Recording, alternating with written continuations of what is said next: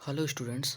हम लोग लूसेंट बाल विकास एवं शिक्षा शास्त्र का ये जो बुक है इसके सभी वस्तुनिष्ठ प्रश्नों को कवर कर रहे थे। इसमें सारे प्रीवियस ईयर के आए हुए प्रश्न हैं। जितने भी टीचर्स रिलेटेड एग्ज़ाम होते हैं उसमें जो भी क्वेश्चंस सीडीपी से पूछे जाते हैं वो सारे इस बुक में इंक्लूड किए हुए हैं। उसे ही हम कवर कर रहे थे। उसका हमने पहला पार्ट बनाया जिसमें हम लगभग 100 से भी ज़्यादा क्वेश्चंस को हमने 100 प्लस क्वेश्चन को उसमें कवर किया था। इस वीडियो में हमारा टारगेट होगा कि हम 100 प्लस और प्रश्नों को कवर करेंगे। तो आइए वीडियो में आगे चलते हैं। इसका पहला पार्ट अगर आपने नहीं देखा होगा तो आप चैनल पर चेकआउट करें, आपको वीडियो मिल जाएगी। नेक्स्ट आगे प्रश्न की तरफ चलते हैं। हमने 103 प्रश्नों तक कवर किया था। अब हम यहाँ से 104वां प्रश्न से लेकर और आगे तक कवर करेंगे। नेक्स्ट 104वां प्रश्न है 104 कि पुरुष स्त्रियों की अपेक्षा ज़्यादा बुद्धिमान होते हैं। यह कथन किसकी तरफ इशारा कर रहा है? ऑप्शन है स्त्री हो सकता है, सही हो सकता है, लैंगिक पूर्वाग्रह को प्रदर्शित करता है, बुद्धि के भिन्न पक्षों के लिए सही है, या फिर ऑप्शन डी है कि सही है। तो इसका जो सही आंसर हो जाएगा वो हो जाएगा कि लैंगिक पूर्वाग्रह को प्रदर्शित करता है। देखो, आपसे ये कह रहा है कि पुरुष स्त्रियों की अपेक्षा ज़्यादा बुद्धिमान होते हैं। आपसे ये कह दिया कि ये जो पुरुष होते हैं वो स्त्रियों की अपेक्षा ज़्यादा बुद्धिमान होते हैं, यानी कि आप कहीं ना कहीं क्या कर रहे हैं, लैंगिक पूर्वाग्रह कर रहे हैं। यानी कि एक किसी भी जेंडर विशेष को आप क्या कर रहे हैं, सुपीरियर मान रहे हैं। तो जब कभी भी एक जेंडर विशेष को हम सुपीरियर मानते हैं, वो चाहे स्त्री हो या फिर पुरुष हो, तो वहाँ पर लैंगिक पूर्वाग्रह प्रदर्शित होता है। नेक्स्ट क्वेश्चन देखते हैं। क्वेश्चन नंबर 105 105वां प्रश्न क्या कहता है? कह रहा है कि एक शिक्षक को साधन संपन्न होना चाहिए। इसका अर्थ है, ऑप्शन है उसके पास पर्याप्त धन संपदा होनी चाहिए, उनका अधिकारियों के उच्च स्तर से संपर्क होनी चाहिए, उन्हें अपने विद्यार्थियों की समस्याओं को हल करने का पर्याप्त ज्ञान होना चाहिए, या फिर डी है कि विद्यार्थियों के बीच उनकी प्रसिद्धि होनी चाहिए। तो इसका जो सही ऑप्शन, जिसका जो सही आंसर होगा वो होगा उन्हें अपने विद्यार्थियों की समस्याओं को हल करने का पर्याप्त ज्ञान होना चाहिए। अगर एक कोई शिक्षक है वो साधन संपन्न है तो उसका सबसे जो इम्पोर्टेंट गुण होगा वो होगा कि वो अपने विद्यार्थियों की समस्याओं को हल कर पा रहा है, उतना उसके पास योग्यता है, तभी वो साधन संपन्न होगा। उसके धन संपदा से हमें कोई मतलब नहीं है, ठीक है। उसका उच्च अधिकारियों से कैसा जान पहचान है, इसका भी किसी शिक्षक के साधन संपन्न होने से कोई भी मतलब नहीं है। या फिर उसका विद्यार्थियों के बीच प्रसिद्धि होनी चाहिए। अगर उनके क्यूरियोसिटी को शांत करता है, उनके प्रश्नों का सही उत्तर देता है, उनको सही से पढ़ाता है, तो प्रसिद्धि वो अपने आप ही गेन कर लेगा। इसलिए ऑप्शन नंबर सी सही हो जाएगा। नेक्स्ट क्वेश्चन नंबर 106 देखते हैं। 106वां प्रश्न क्या कह रहा है कि व्यक्तिगत शिक्षार्थी इंडिविजुअल लर्नर्स एक दूसरे से भिन्न होते हैं। किसमें? ऑप्शन है कि विकास की दर, विकास क्रम, विकास की सामान्य क्षमता, या फिर वृद्धि एवं विकास के सिद्धांतों। ठीक है। तो जो व्यक्तिगत शिक्षार्थी होते हैं, ये इंडिविजुअल लर्नर्स होते हैं, ये किससे भिन्न होते हैं? तो देखेंगे तो यहाँ पर ऑप्शन नंबर ए सही हो जाएगा, विकास की दर। ठीक है। यानी कि जो रेट ऑफ डेवलपमेंट होती है, जो विकास की दर होती है, वो सारे शिक्षार्थियों का क्या होता है, अलग अलग होता है। सारे इंडिविजुअल लर्नर्स का अलग अलग होता है। ठीक है। कोई बच्चा बहुत जल्दी सीख सकता है, कोई बच्चे को सीखने में हो सकता है कि समय लगे। तो ये इस प्रश्न का आंसर हो जाएगा option number A. Next question number 107 देखते हैं। कह रहा है कि प्रत्येक शिक्षार्थी स्वयं में विशिष्ट यूनिक है। इसका अर्थ है कि ऑप्शन है कि शिक्षार्थियों में ना तो कोई समान विशेषताएं होती हैं और ना ही उनके लक्ष्य समान होते हैं। सभी शिक्षार्थियों के लिए एक समान पाठ्यचर्या का निर्धारण किया जाता है और एक समान पाठ्यचर्या संभव नहीं है। और एक विषम रूपी कक्षा हेट्रोजीनियस क्लासरूम में शिक्षार्थियों की क्षमताओं को विकसित करना असंभव है। या फिर डी है कि कोई भी दो शिक्षार्थी अपनी योग्यताओं, रुचियों योग्यताओं, रुचियों और प्रतिभाओं में एक समान नहीं होते हैं। तो इसका जो सही आंसर होगा वो होगा ऑप्शन नंबर डी।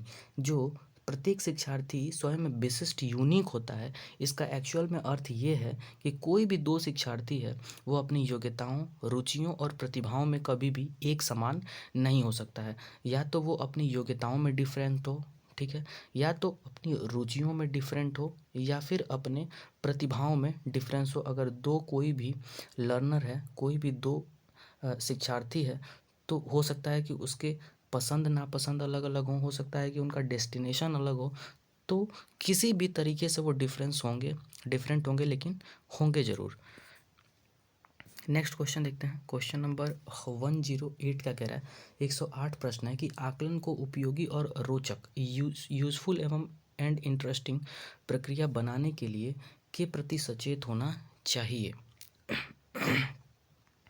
किसके प्रति सचेत होना चाहिए? ऑप्शन है कि अलग अलग विद्यार्थियों में तुलना करना, विद्यार्थियों को बुद्धिमान या औसत शिक्षार्थी की उपाधि देना, तीसरा है कि शैक्षिक और शैक्षिक क्षेत्रों, एजुकेशनल एंड को एजुकेशनल में विद्यार्थी के सीखने के बारे में जानकारी प्राप्त करने के लिए विविध तरीकों का प्रयोग करना, या फिर डी है कि इसकी पुष्टि करने के लिए तकनीकी भाषा का प्रयोग करना।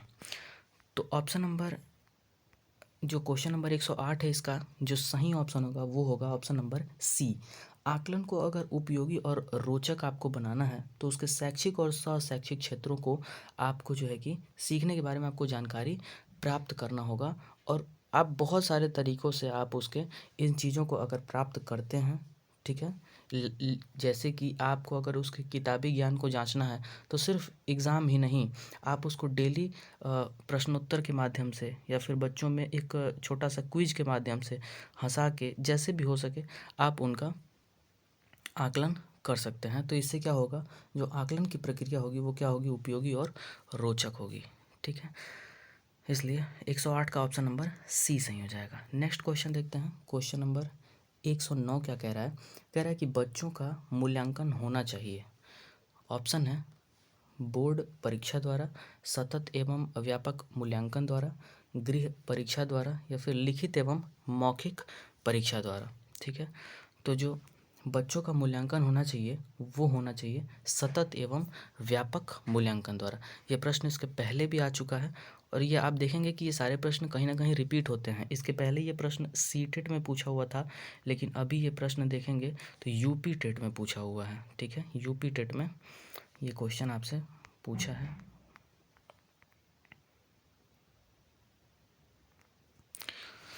तो अभी जाके ये प्रश्न आप देखेंगे तो यूपी टेट 2011 में पूछा हुआ है। तो सारे क्वेश्चंस कहीं ना कहीं घूम के किसी ना किसी टेट में ज़रूर जाते हैं। आपको उन प्रश्नों को अच्छे से देखना है और समझना है कि आखिर इन प्रश्नों में है क्या चीज़। नेक्स्ट क्वेश्चन देखते हैं कि क्वेश्चन नंबर 1010 क्या कह रहा है, 1110 110 क्वेश्चन क्या कह रहा है? कह रहा है कि सतत एवं व्यापक मूल्यांकन में व्यापक मूल्यांकन शब्दावली का तात्पर्य है। ये प्रश्न भी पीछे पूछ चुका है। ऑप्शन है कि सभी विषयों का मूल्यांकन, सह शैक्षिक क्षेत्र का मूल्यांकन, शैक्षिक एवं सह शैक्षिक क्षेत्र का मूल्यांकन, या फिर शैक्षिक क्षेत्र का मूल्यांकन। तो ऑप्शन नंबर क्वेश्चन नंबर 110 का जो सही ऑप्शन होगा वो होगा शैक्षिक एवं सह शैक्षिक क्षेत्र का मूल्यांकन ही व्यापक शब्द को जो है कि बता रहा है कि सतत और व्यापक मूल्यांकन में जो व्यापक शब्द है उसका असल में मतलब है कि उस विद्यार्थी के शैक्षिक और सह शैक्षिक दोनों क्षेत्रों का आप मूल्यांकन कर रहे हैं।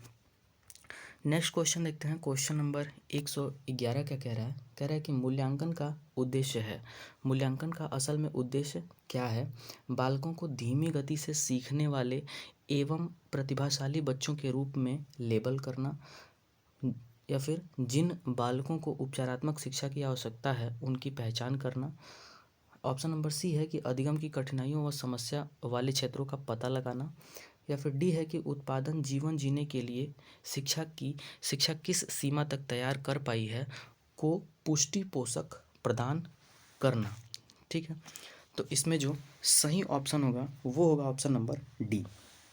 देखो, मूल्यांकन का जो एक्चुअली में उद्देश्य है वो यही है कि बच्चे ने जो कुछ भी सीखा, ठीक है, उसका वो बाहरी जीवन से कितना रिलेट कर पा रहा है, उस किताबी ज्ञान का वो बाहरी जीवन में कितना रिलेट कर पा रहा है उसको, उसी का आप एक्चुअल में मूल्यांकन करते हैं। तो आप देखेंगे कि जो आपका प्रश्न तैयार किया जाता है वो कहीं ना कहीं समाज से रिलेटेड होता है, वो बुक से रिलेटेड होता ही होता है, लेकिन वो ऐसे प्रश्न होते हैं कि जिनमें कहीं ना कहीं सामाजिकता भी झलकती है, कि आपने इन बुक में जो थ्योरीज पढ़ी हैं उनका समाज में क्या आप जाके उनका यूज करेंगे। ठीक है, तो मूल्यांकन का जो सही अर्थ होता है वो यही होता है कि उत्पादक जीवन जीने के लिए शिक्षा किस सीमा तक तैयार कर पाई है आपको, आपको शिक्षा जो है कि किस सीमा तक तैयार कर पाई है कि आप एक उत्पादक जीवन जी पाएँ, और यही मूल्यांकन का सही अर्थ होता है। तो 111 का जो ऑप्शन नंबर डी होगा वो सही हो जाएगा। नेक्स्ट क्वेश्चन, क्वेश्चन नंबर 112 देखते हैं कि कक्षा में जो विद्यार्थी प्रश्न पूछते हैं उन्हें, ऑप्शन है कि कक्षा के बाद शिक्षक से मिलने की सलाह दी जाए, ऑप्शन बी है कि कक्षा चर्चा में भाग लेने के लिए प्रोत्साहित किया जाना चाहिए, या फिर ऑप्शन सी है कि लगातार प्रश्न पूछने के लिए प्रोत्साहित करना चाहिए, या फिर डी है कि स्वतंत्र रूप से उत्तर ढूंढने के लिए प्रोत्साहित करना चाहिए।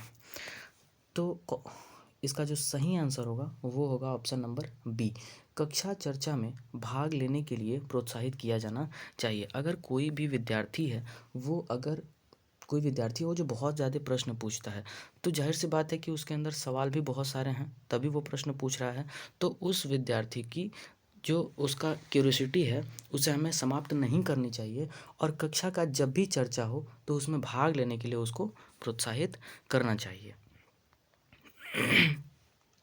नेक्स्ट क्वेश्चन, क्वेश्चन नंबर 113 है, 113वां क्वेश्चन क्या कह रहा है, कह रहा है कि कक्षा में विद्यार्थियों की रुचि बनाए रखने के लिए एक शिक्षक को उचित है, क्या उचित है, ऑप्शन है कि श्यामपट्ट का प्रयोग करना, चर्चा करना, कहानी कहना, या फिर प्रश्न पूछना।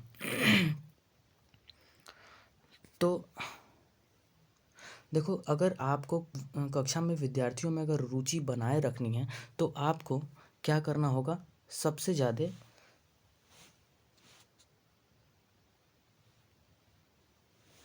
प्रश्न पूछने से रिलेट करना होगा कक्षा को। ठीक है, या अगर आप रुचि बनाए रखना चाहते हैं तो कक्षा में आप प्रश्न पूछने की प्रक्रिया को शामिल करिए, इससे कक्षा में रुचि बनी रहेगी, क्योंकि आप प्रश्न पूछेंगे बच्चा जवाब देगा। ठीक है, और इससे क्या होगा कि बच्चा बोलेगा भी, उसका आत्मविश्वास भी बढ़ेगा, और जब वो एक प्रश्न बताएगा तो उसके अंदर क्या होगा, कॉन्फिडेंस लेवल उसका बढ़ेगा, और वो उसने नेक्स्ट क्वेश्चन बताने के लिए भी उसी प्रकार से तैयारी करेगा।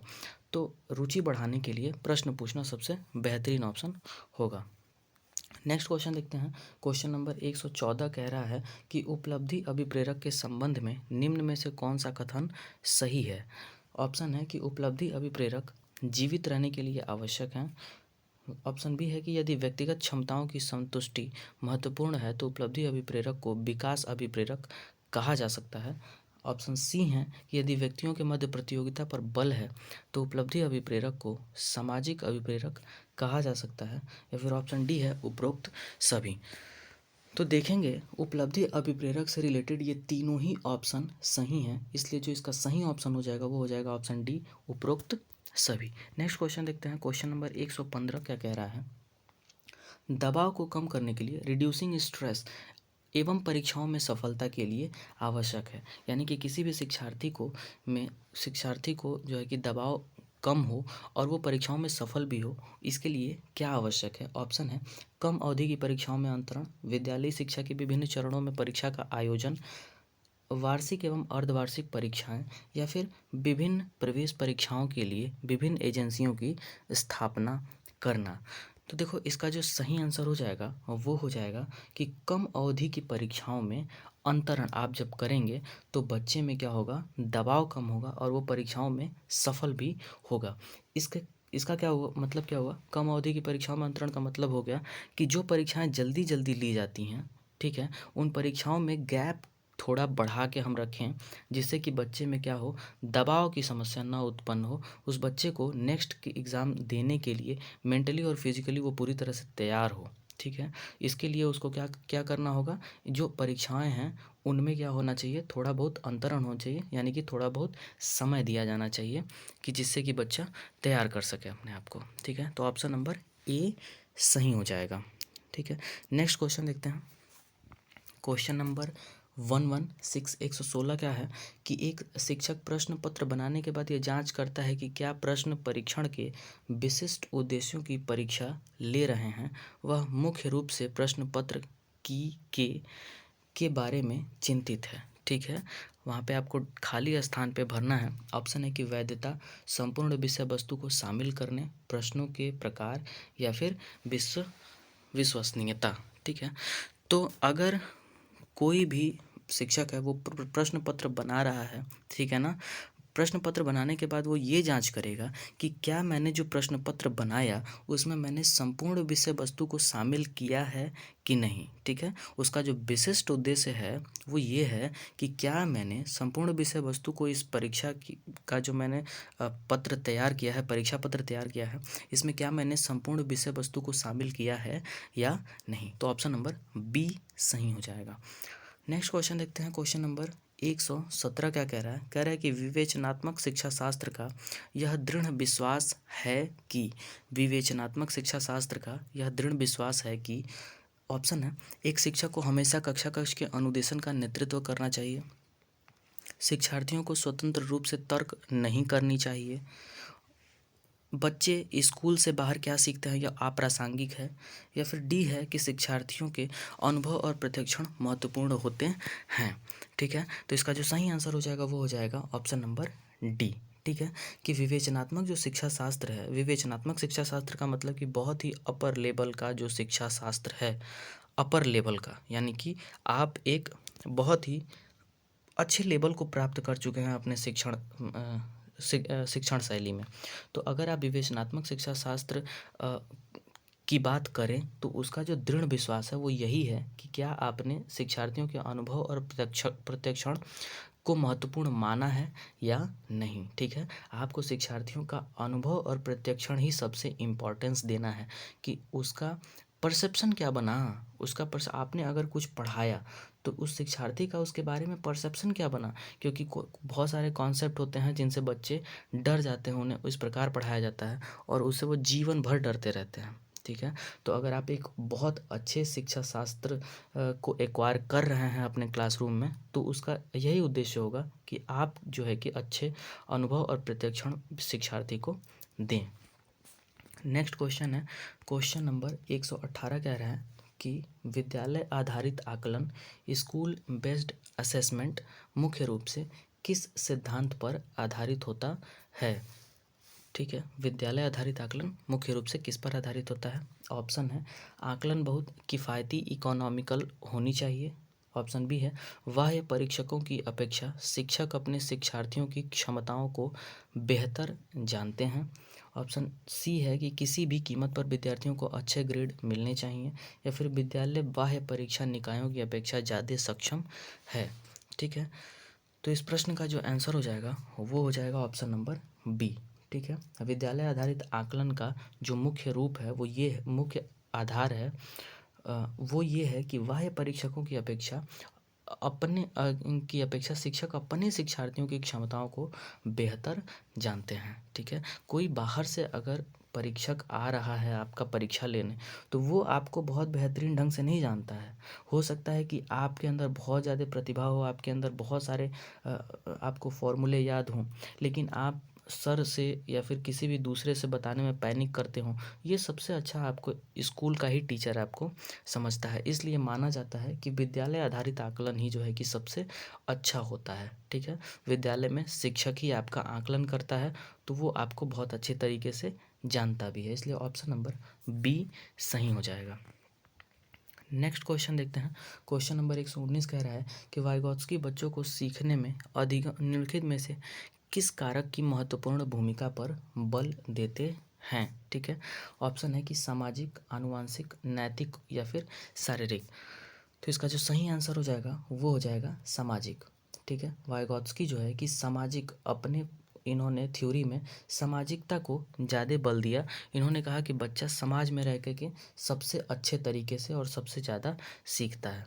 तो वाइगॉत्स्की का सीधा रिलेशन किससे है? सामाजिक से। तो ऑप्शन नंबर ए सही हो जाएगा। नेक्स्ट क्वेश्चन नंबर 120 देखते हैं कि एक शिक्षिका अपने आप से कभी भी प्रश्नों के उत्तर नहीं देती। वह अपने विद्यार्थियों को उत्तर देने के लिए समूह चर्चाएं और सहयोगात्मक अधिगम अपनाने के लिए प्रोत्साहित करती है। यह उपागम डैश डैश के सिद्धांत पर आधारित है। ऑप्शन है कि सक्रिय भागीदारिता, एक्टिव पार्टिसिपेशन, अनुदेशात्मक सामग्री के उचित संगठन, या फिर अच्छा उदाहरण प्रस्तुत करना और भूमिका प्रतिरूप बनाना, या फिर सीखने की तत्परता। तो इसका जो सही आंसर हो जाएगा वो हो जाएगा सक्रिय भागीदारिता, एक्टिव पार्टिसिपेशन वो करा रही है बच्चों का। ठीक है, अगर वो सारे बच्चों को अगर समूह चर्चाओं में और सहयोगात्मक अधिगम में अगर वो शामिल कर रही है, यानी कि वो क्या कर रही है? सक्रिय भागीदारिता निभा रही हैं कि वहाँ पे क्या हो रहा है, बच्चे बिल्कुल सक्रिय हैं और क्लास में भाग ले रहे हैं। ठीक है, नेक्स्ट क्वेश्चन नंबर 121 देखते हैं। राज्य स्तर की एक एकल गायन प्रतियोगिता सोलो सॉन्ग कंपटीशन के लिए विद्यार्थियों को तैयार करते समय एक विद्यालय लड़कियों को वरीयता देता है। यह दर्शाता है। ऑप्शन है लैंगिक पूर्वाग्रह, वैश्विक प्रवृत्तियाँ, या फिर प्रयोजनात्मक उपागम, या फिर ऑप्शन डी है कि प्रगतिशील चिंतन। तो इसका जो सही आंसर हो जाएगा वो हो जाएगा लैंगिक पूर्वाग्रह। ठीक है, क्या हो रहा है यहाँ पर? विद्यार्थियों को तैयार करते समय जो विद्यालय है वो लड़कियों को वरीयता दे रहा है। तो आपको ऊपर भी बताया था मैंने कि अगर आप किसी एक जेंडर विशेष को अगर आप प्रेफरेंस दे रहे हैं तो वहाँ पर आप क्या करते हैं? वहाँ पर आप लैंगिक पूर्वाग्रह, जेंडर बाइजनेस करते हैं, और यही ऑप्शन सही हो जाएगा। नेक्स्ट क्वेश्चन देखते हैं। क्वेश्चन नंबर 122 है कि जब बच्चा फेल होता है तो इसका तात्पर्य है, इसका क्या तात्पर्य है? ऑप्शन है कि बच्चा पढ़ाई के लिए योग्य नहीं है, बच्चों ने उत्तर को सही तरीके से याद नहीं किया है, बच्चों को प्राइवेट ट्यूशन लेनी थी, या फिर व्यवस्था फेल हुई। तो देखो, अगर एक बच्चा फेल होता है तो कहीं ना कहीं पूरी की पूरी व्यवस्था फेल हुई है। ठीक है, तो यहाँ पे ऑप्शन नंबर डी सही हो जाएगा। कोई भी बच्चा फेल होता है वो उसका सिर्फ पर्टिकुलर रीज़न नहीं होता है, इसमें पूरी की पूरी व्यवस्था शामिल होती है। अगर वो व्यवस्था यूनिक होती तो कहीं ना कहीं वो बच्चा फेल नहीं होता। इतने सारे पॉलिसीज़ अगर बनाने के बाद भी आप इतने बड़े बड़े जो है कि रूल्स को शामिल करते हैं, इतनी पॉलिसीज़ बनाते हैं, लेकिन अगर इन पॉलिसीज़ के बाद भी अगर कोई बच्चा फेल हो जाता है तो कहीं ना कहीं आपकी पूरी ये व्यवस्था फेल हो रही है, वो बच्चा फेल नहीं हो रहा है। तो 122 का ऑप्शन नंबर डी सही हो जाएगा। नेक्स्ट क्वेश्चन देखते हैं। क्वेश्चन नंबर 123 है कि निम्नलिखित में से कौन सा वस्तुनिष्ठ प्रश्न है? ठीक है, निम्नलिखित में से कौन सा वस्तुनिष्ठ प्रश्न है? निबंधात्मक प्रश्न, लघुत्तरात्मक प्रश्न, मुक्त उत्तर वाला प्रश्न, या फिर सत्य या असत्य। तो वस्तुनिष्ठ प्रश्न हमें पता ही है कि सत्य या फिर असत्य जो कथन छांटने के लिए देता है वही क्या है? वस्तुनिष्ठ प्रश्न है। वस्तुनिष्ठ प्रश्न का मतलब क्या हो गया कि आपको एक क्वेश्चन दे देगा और उसके या तो दो ऑप्शन होंगे या फिर 4 ऑप्शन होंगे, और आपको इसमें से कोई एक जो है कि टिक करना होगा। इसी को हम क्या कहते हैं? वस्तुनिष्ठ प्रकार के प्रश्न। तो सत्य असत्य में भी यही चीज़ें होती हैं। आपसे सिर्फ पूछा है कि बताइए जो कथन लिखा है ये सत्य है या फिर असत्य, आपको सिर्फ यही बता देना है। तो आप एक कोई चूज़ कर लेते हैं और वही क्या हो जाता है? आपका आंसर हो जाता है। नेक्स्ट क्वेश्चन देखते हैं। क्वेश्चन नंबर 124 है कि निम्नलिखित में से कौन सी प्रगतिशील शिक्षा, प्रोग्रेसिव एजुकेशन की विशेषता है? ठीक है, प्रगतिशील शिक्षा प्रोग्रेसिव एजुकेशन की विशेषता है। ऑप्शन है कि समय सारणी और बैठने की व्यवस्था में लचीलापन, या फिर केवल प्रस्तावित पाठ्य पुस्तकों पर आधारित अनुदेश, परीक्षाओं में अच्छे अंक प्राप्त करने पर बल, बार बार ली जाने वाली परीक्षाएं। ठीक है, तो इसका जो सही आंसर हो जाएगा वो हो जाएगा ऑप्शन ए, प्रगतिशील शिक्षा का मतलब जो इसकी विशेषता होती है वो होती है कि समय सारणी और बैठने की जो व्यवस्था है उसमें क्या होना चाहिए, लचीलापन होना चाहिए। आप उसको बहुत ज़्यादा कठोर नहीं करें। प्रगतिशील शिक्षा अगर आपको देनी है तो अगर कोई समय सारणी है उसमें 5-10 मिनट का अंतर हो सकता है। मान लीजिए कि अगर कोई सामाजिक विज्ञान की क्लास चल रही है और इसके बाद मैथ की क्लास आने वाली है, ठीक है, सामाजिक विज्ञान की क्लास चल रही है और मैथ की क्लास आने वाली है। ये हो सकता है कि इस सामाजिक विज्ञान में कुछ ऐसे इंटरेस्टिंग टॉपिक चल रहे हों कि जो अगले वाले क्लास के 5-10 मिनट ले लें, ठीक है। तो आप इसमें बहुत ज़्यादा कठोर ना बने कि आप इन 5-10 मिनट को जो है कि बिल्कुल रेस्ट्रिक्ट कर दें कि नहीं, ये 5-10 मिनट आप नहीं पढ़ा सकते, क्योंकि बच्चा इस समय पूरी तरह से इस पे कंसंट्रेट हुआ है। वो इनको जानना चाहता है किसी भी तरह, वो मैथ में रुचि नहीं लेगा। तो इसलिए क्या होना चाहिए, इसमें लचीलापन होना चाहिए, ठीक है। नेक्स्ट क्वेश्चन देखते हैं। क्वेश्चन नंबर 125 है कि पियाजे के संज्ञानात्मक विकास के चरणों के अनुसार इंद्रिय गामक, जिसको संवेदी प्रेरक भी कहते हैं, अवस्था किसके साथ संबंधित है। ऑप्शन है सामाजिक मुद्दों से सरोकार, अनुकरण, स्मृति और मानसिक निरूपण, तार्किक रूप से समस्या समाधान की योग्यता, या फिर विकल्पों के निर्वचन और विश्लेषण करने की योग्यता।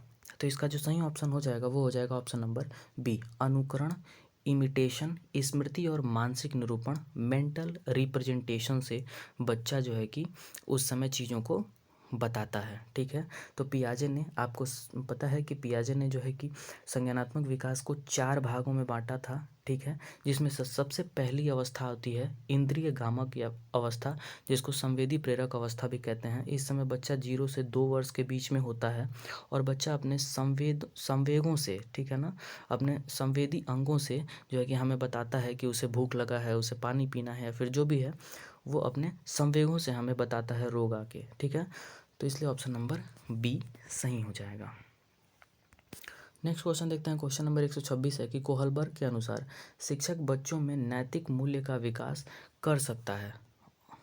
ऑप्शन है कि कैसे व्यवहार किया जाना चाहिए, इस पर कठोर निर्देश देकर, धार्मिक शिक्षा को महत्व देकर, व्यवहार के स्पष्ट नियम बनाकर, या फिर नैतिक मुद्दों पर आधारित चर्चाओं में उन्हें शामिल कर, ठीक है। तो इसका जो सही ऑप्शन हो जाएगा वो हो जाएगा ऑप्शन नंबर डी। कोहलबर्ग ने नैतिक मुद्दों की बात की। उन्होंने अपने नियम में उन्होंने जो अपना थ्योरी दिया उसमें उन्होंने नैतिक मुद्दों को शामिल किया। कहा कि बच्चे के अगर नैतिकता का विकास होगा तभी बच्चा अच्छे तरीके से विकसित हो पाएगा। इसलिए ऑप्शन नंबर डी सही हो जाएगा। नेक्स्ट क्वेश्चन देखते हैं। क्वेश्चन नंबर 127 कह रहा है कि छोटे शिक्षार्थियों को कक्षा कक्ष में समवयस्कों के साथ अंतःक्रिया करने के लिए प्रोत्साहित करना चाहिए, जिससे शिक्षक कक्षा कक्ष को बेहतर तरीके से नियंत्रित कर सकें, वे एक दूसरे से प्रश्न के उत्तर सीख सकें, या फिर पाठ्यक्रम को बहुत जल्दी पूरा किया जा सके, या फिर वे पढ़ने के दौरान सामाजिक कौशल सीख सकें, ठीक है। तो देखो इसका जो सही आंसर हो जाएगा वो हो जाएगा ऑप्शन नंबर डी। छोटे शिक्षार्थियों को अगर कक्षा कक्ष में आप अंतःक्रिया करने के लिए अगर आप प्रोत्साहित कर रहे हैं तो आप कहीं ना कहीं सामाजिक कौशल सीखने के लिए कह रहे हैं कि आप कह रहे हैं कि 4-5 बच्चे बैठ के किसी एक टॉपिक पे आप डिस्कस करो। तो क्या हो रहा है यहाँ पे, एक तरह की सामाजिकता ही तो बन गई, ये एक प्रकार का समाज बन गया। ये चारों के चारों डिफरेंट जो है कि बुद्धि है इनका, हर चीज़ डिफरेंट है, इनके ओपिनियन डिफरेंट है। तो यहाँ पे आप कहीं ना कहीं सामाजिक कौशल सिखा रहे हैं, ठीक है। नेक्स्ट क्वेश्चन है। क्वेश्चन नंबर 128 कह रहा है कि जब एक निर्योग्य बच्चा पहली बार विद्यालय आता है तो शिक्षक को क्या करना चाहिए। ऑप्शन है कि प्रवेश परीक्षा लेनी चाहिए, उसे अन्य शिक्षार्थियों से अलग रखना चाहिए, सरकारी योजना कोलैबोरेटिव प्लान्स विकसित करने के लिए बच्चे के माता पिता के साथ चर्चा करनी चाहिए, या फिर बच्चे की निर्योग्यता के अनुसार उसे विशेष विद्यालय में भेजने का प्रस्ताव देना चाहिए। तो इसका जो सही ऑप्शन हो जाएगा वो हो जाएगा ऑप्शन नंबर डी। अगर कोई निर्योग्य बच्चा आपके पास डिसेबल्ड चाइल्ड आ रहा है तो आप उसे क्या करेंगे, उसकी निर्योग्यता के अनुसार वो किस प्रकार का निर्योग्य बालक है उसे विशेष विद्यालय में भेजने का तुरंत के तुरंत प्रस्ताव जो है कि देंगे। अब ये नहीं कि अगर बच्चा अब आ गया है तो अब आप बैठ के जो है कि सहकारी योजना के बारे में उसके माता पिता से चर्चा करें, ठीक है। तो वही वाला हाल हो गया कि आग लगने के बाद कुआं तो खोद नहीं सकते। अब बच्चा जब पढ़ने आ गया तो उस समय आप बैठ के किसी भी जो है कि योजना को नहीं बना सकते। तो इसलिए ऑप्शन नंबर डी सही हो जाएगा। नेक्स्ट क्वेश्चन है क्वेश्चन नंबर 129। देखते हैं, निम्नलिखित में से कौन सी समस्या समाधान की वैज्ञानिक पद्धति का पहला चरण है। ऑप्शन है परिकल्पना का निर्माण करना, परिकल्पना का परीक्षण करना, समस्या के प्रति जागरूकता, या फिर प्रासंगिक जानकारी को एकत्र करना। तो देखो, किसी भी समस्या समाधान को अगर आपको जो है कि किसी भी समस्या का समाधान करना है तो उसकी जो वैज्ञानिक पद्धति का जो सबसे पहला चरण है वो है कि उस समस्या के प्रति आप जागरूक हों। सबसे पहले वो जो समस्या है उसके प्रति आप जागरूक हो जाएं, प्रॉब्लम के प्रति आप अवेयर हो जाएं। तो यही सबसे पहला जो है कि क्या होता है, चरण होता है कि भाई समस्या के प्रति आपको जागरूक होना पड़ेगा। ठीक है, नेक्स्ट क्वेश्चन देखते हैं, क्वेश्चन नंबर 130 है, मानव व्यक्तित्व परिणाम है। किसका परिणाम है। ऑप्शन है कि केवल आनुवंशिकता का, पालन पोषण और शिक्षा का, आनुवंशिकता और वातावरण की अंतःक्रिया का, या फिर केवल वातावरण का। तो इस 130 का जो सही ऑप्शन हो जाएगा वो हो जाएगा आनुवंशिकता और वातावरण की अंतःक्रिया का। मानव व्यक्तित्व का जो परिणाम होता है वो होता है आनुवंशिकता और वातावरण की अंतःक्रिया का। ठीक है, नेक्स्ट क्वेश्चन देखते हैं, क्वेश्चन नंबर 131 है कि जब बच्चा कार्य करते हुए ऊबने लगता है तो इस बात का संकेत है कि। ऑप्शन है कि बच्चे को अनुशासित करने की ज़रूरत है, संभवतः कार्य यांत्रिक रूप से मैकेनिकली बार बार हो रहा है, बच्चा बुद्धिमान नहीं है, या फिर बच्चे में सीखने की योग्यता नहीं है। तो देखो, इसका जो सही आंसर हो जाएगा वो हो जाएगा ऑप्शन नंबर बी।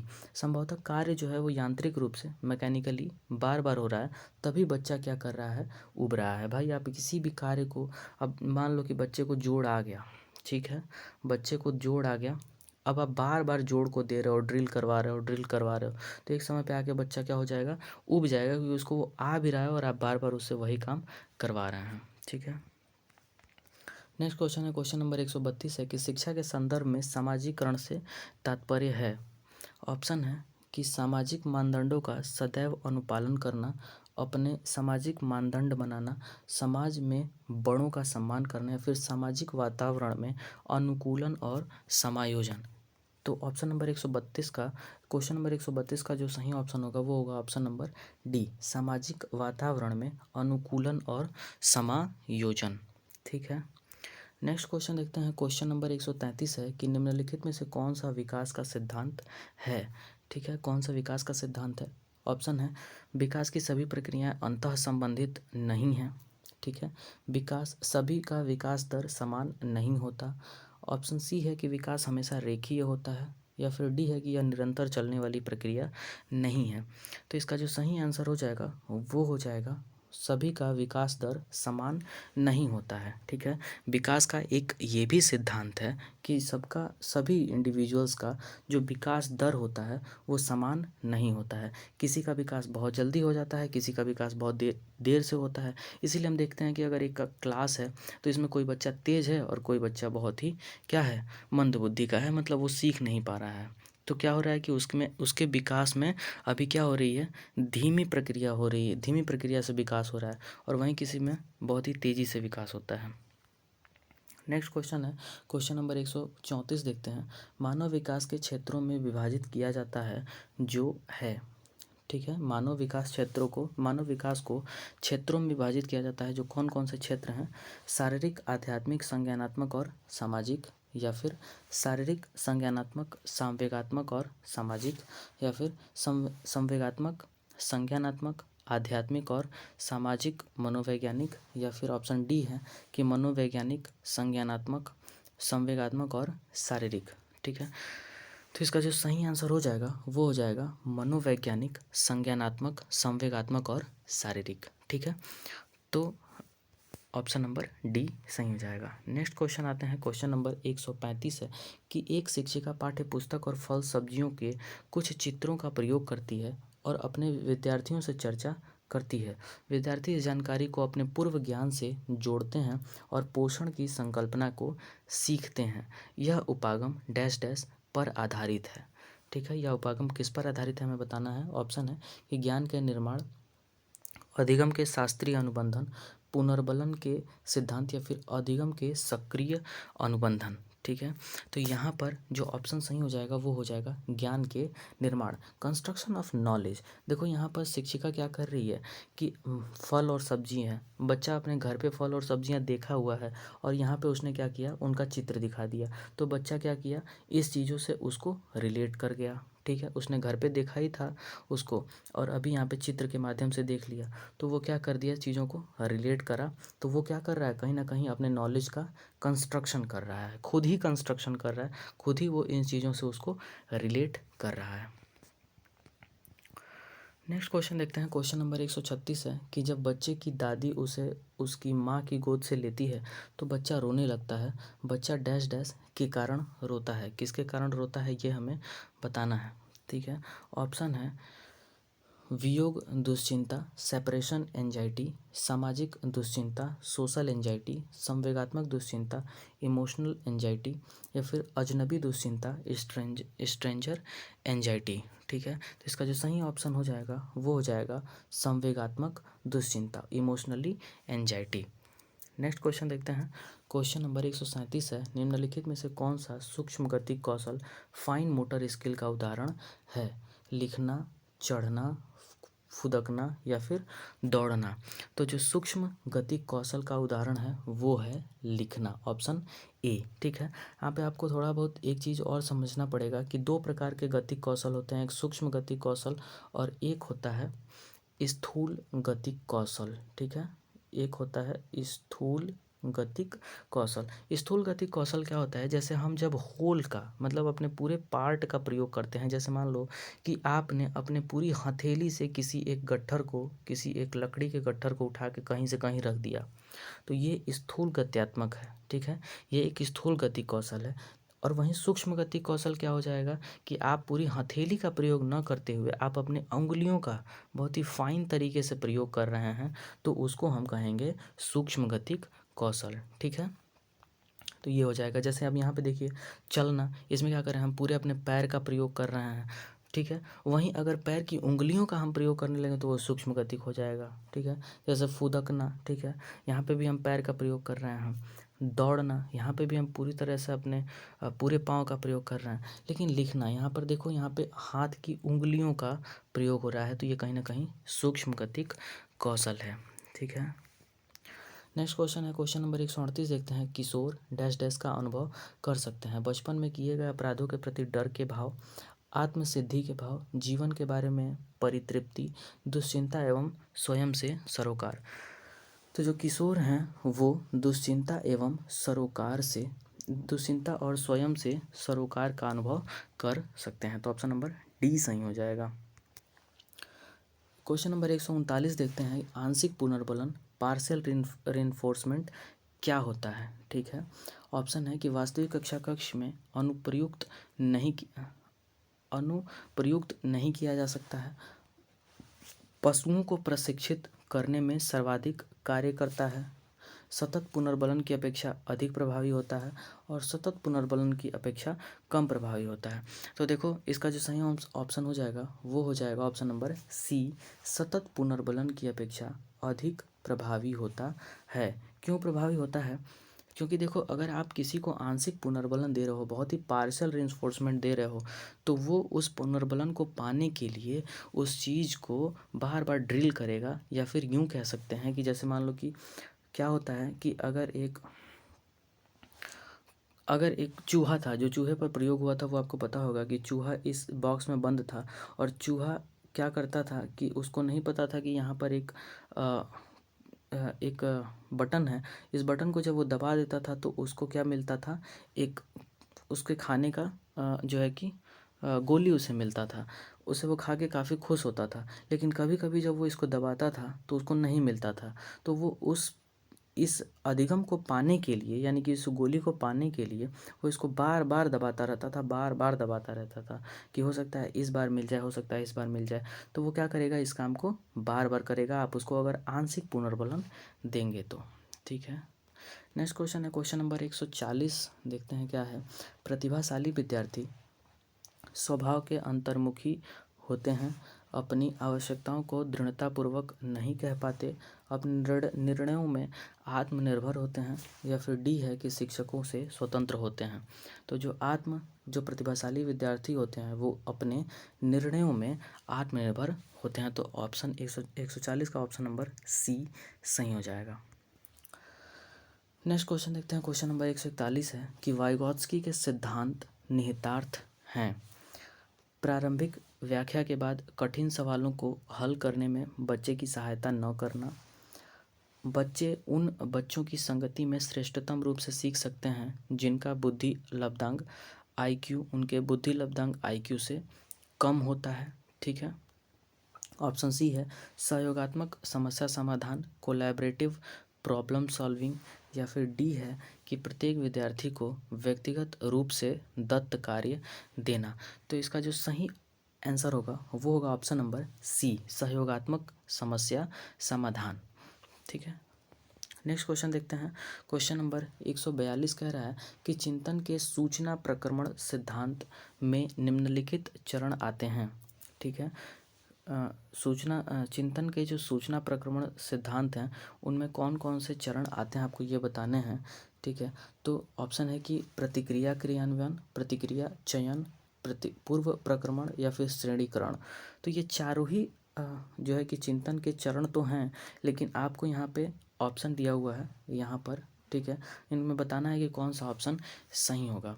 तो देखो यहाँ पर आप इस चीज़ को समझ सकते हैं ऐसे ही कि देखिए अगर आपके पास कोई चिंतन है, कोई भी चीज़ की चिंता है, ठीक है, तो वहाँ पर किस चरण में वो चिंतन से आप जो है कि क्या करते हैं, उबरते हैं। तो देखिए आप सबसे पहले क्या करेंगे, उस चिंतन का पूर्व प्रक्रमण बनाएंगे। पूर्व प्रक्रमण क्यों? पूर्व प्रक्रमण क्या होता है कि उस चिंतन के पीछे जो समस्या है वो समस्या आई ही क्यों। ठीक है। तो आप पीछे जाके एक बार सोचते हैं। उसके बाद क्या करते हैं, आप श्रेणीकरण करते हैं, उसका कैटेगराइजेशन करते हैं कि वो किस प्रकार की समस्या है। भाई बहुत गंभीर समस्या है, उसको बहुत गंभीर तरीके से उस पर प्रतिक्रिया देंगे। बहुत नॉर्मल समस्या है तो नॉर्मल प्रतिक्रिया देंगे। उसके बाद से आप तीसरे में क्या करते हैं कि प्रतिक्रिया का चयन करते हैं। वही चीज़ जो मैंने यहाँ पे बताया, श्रेणीकरण जब आप करेंगे, वो चिंतन किस तरह का है आप उस हिसाब से प्रतिक्रिया देंगे, और अंत में आप क्या करेंगे, प्रतिक्रिया का क्रियान्वयन करेंगे, यानी कि रिस्पॉन्स का एग्जीक्यूशन करेंगे। तो ये किस ऑप्शन में आपको देखने को मिल रहा है? ऑप्शन नंबर डी में आपको देखने को मिल जाएगा। तीसरा, चौथा और दूसरा और फिर पहला। ठीक है। नेक्स्ट क्वेश्चन देखते हैं। क्वेश्चन नंबर 143 क्या कह रहा है? क्वेश्चन नंबर 143 है, विद्यालय में नियमित उपस्थिति के लिए वंचित बच्चों को प्रोत्साहित करने का निम्नलिखित में से कौन सा तरीका सर्वाधिक उपयुक्त होगा? ऑप्शन है बच्चों को विद्यालय आने की अनुमति न देने को कानूनन दंडनीय अपराध बनाया जाए। ऑप्शन बी है विद्यालय द्वारा बच्चों को एकत्रित करने वाले एक व्यक्ति को नियुक्त किया जाए जो प्रतिदिन घरों में बच्चों को लेकर आए। या फिर सी है कि बच्चों को आकर्षित करने के लिए प्रतिदिन 5 रुपये देना। या फिर डी है कि आवासीय विद्यालय खोलना। तो वंचित बच्चों को अगर आपको प्रोत्साहित करना है तो आप आवासीय विद्यालय खोल दें, वो बच्चा स्कूल में ही रहेगा, उसी परिसर में रहेगा, तो प्रोत्साहित भी होगा डेली स्कूल जाने के लिए। ऑप्शन नंबर डी सही हो जाएगा। क्वेश्चन नंबर 144 देखते हैं, विद्यालय में लिंग भेदभाव, जेंडर डिस्क्रिमिनेशन से बचने का सर्वोत्तम तरीका हो सकता है। ऑप्शन ए है पुरुष एवं महिला शिक्षकों को समान संख्या में भर्ती करना। ऑप्शन बी है विद्यालय में लिंग भेदभाव को दूर करने के लिए नियम बनाना और कड़ाई सख्ती से उसका पालन करवाना। ऑप्शन सी है संगीत प्रतियोगिताओं के लिए लड़कियों की अपेक्षा अधिक लड़कों का चयन करना। या फिर डी है कि शिक्षक द्वारा उनके लिंग पक्षपातपूर्ण व्यवहारों का अधिसंज्ञान। ठीक है। तो इसका जो सही ऑप्शन हो जाएगा वो हो जाएगा शिक्षक द्वारा लिंग पक्षपातपूर्ण व्यवहारों का अधिसंज्ञान। ठीक है। आपको लिंग पक्षपातपूर्ण जो व्यवहार हैं उन पे अधिसंज्ञान करना होगा। यानी कि आप बिल्कुल बिल्कुल बेस पे जाके उन चीज़ों को सही करिए कि आपके दिमाग में ही वो चीज़ ना आए कि आपको जेंडर डिस्क्रिमिनेशन करना है। ठीक है। इसलिए ऑप्शन नंबर डी सही हो जाएगा। नेक्स्ट क्वेश्चन देखते हैं। क्वेश्चन नंबर 145 है कि नर्सरी कक्षा में शुरुआत करने के लिए इनमें से कौन सी विषय वस्तु सबसे अच्छी है? मेरा परिवार, मेरा प्रिय मित्र, मेरा पड़ोस या फिर मेरा विद्यालय। तो इसका जो सही आंसर हो जाएगा वो हो जाएगा मेरा परिवार। जो नर्सरी कक्षा की अगर शुरुआत करनी है बच्चे की पढ़ाने के लिए, तो मेरा परिवार जो विषय वस्तु है वो सबसे अच्छा है, क्योंकि यहाँ पे बच्चा मेरे परिवार में, आप परिवार के बारे में पढ़ाएंगे और परिवार को बहुत अच्छे तरीके से जानता है, तो इस चीज़ को पढ़ाने से उसमें क्या होगा, इंटरेस्ट होगा। नेक्स्ट क्वेश्चन देखते हैं। क्वेश्चन नंबर 146 कह रहा है कि सह शैक्षणिक क्षेत्रों में निष्पादन के आधार पर शैक्षणिक क्षेत्रों में निष्पादन के स्तर को बढ़ाने का औचित्य स्थान किस आधार पर किया जाता है। ऑप्शन है कि यह व्यक्तिगत विभिन्नताओं को संतुष्ट करता है, यह हास्यकृत विद्यार्थियों के लिए प्रतिपूरक भेदभाव की नीति का अनुगमन करता है, या फिर यह सार्वभौमिक धारणा को सुनिश्चित करता है, या फिर यह हाथ से लिए जाने वाले श्रम के प्रति सम्मान विकसित करता है। तो जो 146 का सही आंसर हो जाएगा वो हो जाएगा ऑप्शन नंबर ए, यह व्यक्तिगत विभिन्नता को संतुष्ट करता है। ठीक है, नेक्स्ट देखते हैं क्वेश्चन नंबर 147। शिक्षक डैश डैश के अलावा निम्नलिखित सभी कार्य को करते हुए समस्या समाधान को विद्यार्थियों के लिए मज़ेदार बना सकता है। किसके अलावा, आपको बताना है कि शिक्षक किसके अलावा निम्नलिखित सभी कार्य को करते हुए समस्या समाधान को मज़ेदार बना सकता है। ठीक है, किसके अलावा, तो जब विद्यार्थी स्वयं से कोई कार्य करने की कोशिश कर रहे हैं तो उनसे परिपूर्णता की अपेक्षा करने, मुक्त अंत वाली सामग्री उपलब्ध कराने, मुक्त खेल के लिए समय देने, या फिर सृजनात्मक चिंतन के लिए असीमित अवसर उपलब्ध कराने। आपको एक चीज़ ध्यान रखना है कि आपको प्रश्न में शिक्षक डैश डैश के अलावा का मतलब हो गया कि यहाँ पर जो स्टेटमेंट आएगा वो कहीं ना कहीं निगेटिव होगा। आपसे कह रहा है कि शिक्षक इसके अलावा सारे कार्य जो है कि समस्या समाधान को मज़ेदार बना सकता है, लेकिन इसके अलावा जो आप यहाँ पे भरने जा रहे हैं, यानी कि आप यहाँ पे जो स्टेटमेंट भरेंगे वो कैसा होना चाहिए, निगेटिव होना चाहिए। तो इसलिए ऑप्शन नंबर ए कहीं ना कहीं निगेटिविटी को दर्शा रहा है। देखो कह रहा है कि जब विद्यार्थी स्वयं से कोई कार्य करने की कोशिश कर रहे हो तो उनसे परिपूर्णता की अपेक्षा करना। ये अगर कोई विद्यार्थी है वो 100% किसी भी चीज़ में निपुण नहीं हो सकता है, या फिर कोई भी नहीं होता है, तो अगर वो कोई कार्य कर रहा है तो आप उससे क्या कर रहे हैं, उससे परिपूर्णता की उम्मीद कर रहे हैं और अपेक्षा कर रहे हैं। तो ये कहीं ना कहीं क्या है, गलत है। इससे वो समस्या समाधान में जो है कि बाधक बन सकता है। नेक्स्ट क्वेश्चन देखते हैं। क्वेश्चन नंबर 148 है। क्वेश्चन नंबर 148 है, सफल समावेशन सक्सेसफुल इंक्लूजन को निम्नलिखित की आवश्यकता होती है सिवाय पृथक्करण, अभिभावकों की भागीदारी, क्षमता संवर्धन, या फिर संवेदनशील बनाना। ठीक है, तो जो इसका सही ऑप्शन हो जाएगा वो हो जाएगा ऑप्शन नंबर ए, पृथक्करण।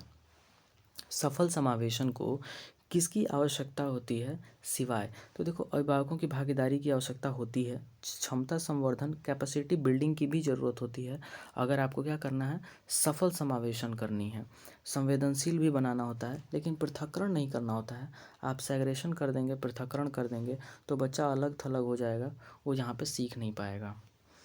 नेक्स्ट क्वेश्चन देखते हैं। क्वेश्चन नंबर 149 क्या कह रहा है। क्वेश्चन नंबर 149 है कि निम्नलिखित में से कौन सी विशेषता समस्या समाधान उपागम प्रॉब्लम सॉल्विंग अप्रोच का विशेष चिन्ह है। ऑप्शन है कि सही उत्तर प्राप्त करने का सामान्यतः एक उपागम होता है। ऑप्शन बी है समस्या केवल एक सिद्धांत प्रकरण पर आधारित होता है। ऑप्शन सी है कि समस्या कथन में संकेत अंतर्निहित रूप से दिया गया होता है, या फिर डी है कि समस्या मौलिक होती है। तो इसका जो सही ऑप्शन हो जाएगा वो हो जाएगा ऑप्शन नंबर सी, समस्या कथन में संकेत अंतर्निहित रूप से दिया गया होता है। जो समस्या कथन होती है, ठीक है, जो प्रॉब्लम सॉल्विंग आपको अप्रोच लेना है, यानी कि अगर कोई समस्या है तो उसमें कहीं ना कहीं क्या है, उसको सॉल्व करने का भी अंतर्निहित होता है, उसी के अंदर हमें उसके सॉल्व की भी चीज़ें दी गई होती हैं। ठीक है, इसीलिए कहा जाता है कि जहाँ पर समस्या है वहाँ पर क्या है, उसका सलूशन भी है, इसलिए ऑप्शन नंबर सी सही हो जाएगा। नेक्स्ट क्वेश्चन देखते हैं। क्वेश्चन नंबर 150 क्या कह रहा है कि प्राथमिक कक्षा में सकारात्मक वातावरण पॉजिटिव इन्वायरमेंट निर्मित करने के लिए एक शिक्षक को क्या करना चाहिए। ऑप्शन ए है समूह गतिविधियों के दौरान समाज नीति के आधार पर उन्हें समूह बनाने की अनुमति देनी चाहिए, या फिर सकारात्मक अंत वाली कहानियाँ सुनानी चाहिए, या फिर सुबह प्रत्येक बच्चों को अभिवादन कराना चाहिए, या फिर विभेद डिस्क्रिमिनेशन नहीं करना चाहिए और प्रत्येक बच्चे के लिए समान लक्ष्य सुनिश्चित करने चाहिए। तो जो 150 का सही आंसर हो जाएगा वो हो जाएगा ऑप्शन नंबर डी। अगर आपको प्राथमिक कक्षा में सकारात्मक वातावरण अगर बना के रखना है तो आपको क्या करना होगा, विभेद डिस्क्रिमिनेशन नहीं करना है कि ये लड़का ये लड़की, लड़की कम नहीं कर पाएगी लड़का ज़्यादा कर पाएगा, इस प्रकार की डिस्क्रिमिनेशन नहीं। प्रत्येक बच्चे के लिए समान लक्ष्य को आपको सुनिश्चित करना है। लड़की के लिए भी सेम लक्ष्य और उस एक लड़का है क्लास में उसके लिए भी सेम लक्ष्य, तभी आप जो है कि एक सकारात्मक वातावरण क्लास में बना पाएंगे। नेक्स्ट क्वेश्चन है, क्वेश्चन नंबर 151 है, कह रहा है कि संवेग व्यक्ति की उत्तेजित दशा है, यह कथन निम्नलिखित में से किसका है। ऑप्शन है पियाजे, वुडवर्थ, वैलेंटाइन या फिर रॉस। तो ये जो कथन है ये है वुडवर्थ का, तो ऑप्शन नंबर बी सही हो जाएगा। नेक्स्ट क्वेश्चन देखते हैं। क्वेश्चन नंबर 152 है, बच्चों द्वारा की जाने वाली त्रुटियों के संबंध में निम्न में से कौन सा कथन सत्य है। ठीक है, ऑप्शन है कि एक शिक्षक को प्रत्येक त्रुटि पर ध्यान नहीं देना चाहिए अन्यथा पाठ्यक्रम पूरा नहीं होगा। ऑप्शन बी है कि प्रत्येक त्रुटि को सुधारने में बहुत अधिक समय लगेगा तथा एक शिक्षक के लिए थकाने वाला होगा। या फिर ऑप्शन सी है कि स्वयं बच्चों द्वारा त्रुटियों को सुधारा जा सकता है इसलिए शिक्षकों को उन्हें तुरंत नहीं सुधारना चाहिए। या फिर ऑप्शन नंबर डी है कि यदि एक शिक्षक कक्षा कक्ष में सभी बच्चों की त्रुटियों को सुधारने योग्य नहीं है तो यह संकेत करता है कि शिक्षा की व्यवस्था असफल है। ठीक है, तो जो 152 का ऑप्शन जो सही आंसर होगा वो होगा ऑप्शन नंबर डी। ठीक है, अगर एक शिक्षक है वो कक्षा कक्ष के सभी त्रुटियों को सुधारने योग्य नहीं है तो कहीं ना कहीं क्या है, जो शिक्षा की व्यवस्था है वो क्या है, असफल है, वो सफल नहीं कही जाएगी। ठीक है, नेक्स्ट क्वेश्चन देखते हैं। क्वेश्चन नंबर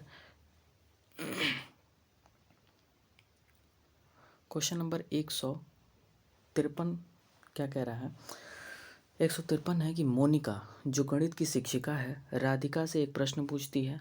राधिका से कोई उत्तर न मिलने पर वह तुरंत मोहन से दूसरा प्रश्न पूछती है। जब उसे महसूस होता है कि मोहन उत्तर बताने में संघर्ष कर रहा है तो वह प्रश्नों के शब्दों को बदलती है। तो मोनिका की यह प्रवृत्ति यह प्रदर्शित करती है कि वह, ऑप्शन है, अपने सवालों के प्रति थोड़ा घबरा गई है। ऑप्शन बी है मोहन का पक्ष लेकर लिंग भूमिकाओं में रूढ़िबद्धता को बढ़ावा दे रही है। या फिर ऑप्शन सी है कि राधिका को किसी उलझनपूर्ण स्थिति में नहीं डालना चाह रही है। या फिर ऑप्शन डी है कि इस तथ्य से पूर्णतः परिचित है कि राधिका सवालों के जवाब देने के योग्य नहीं है। तो देखो इसका जो सही आंसर हो जाएगा, जो सही ऑप्शन होगा वो होगा option number B.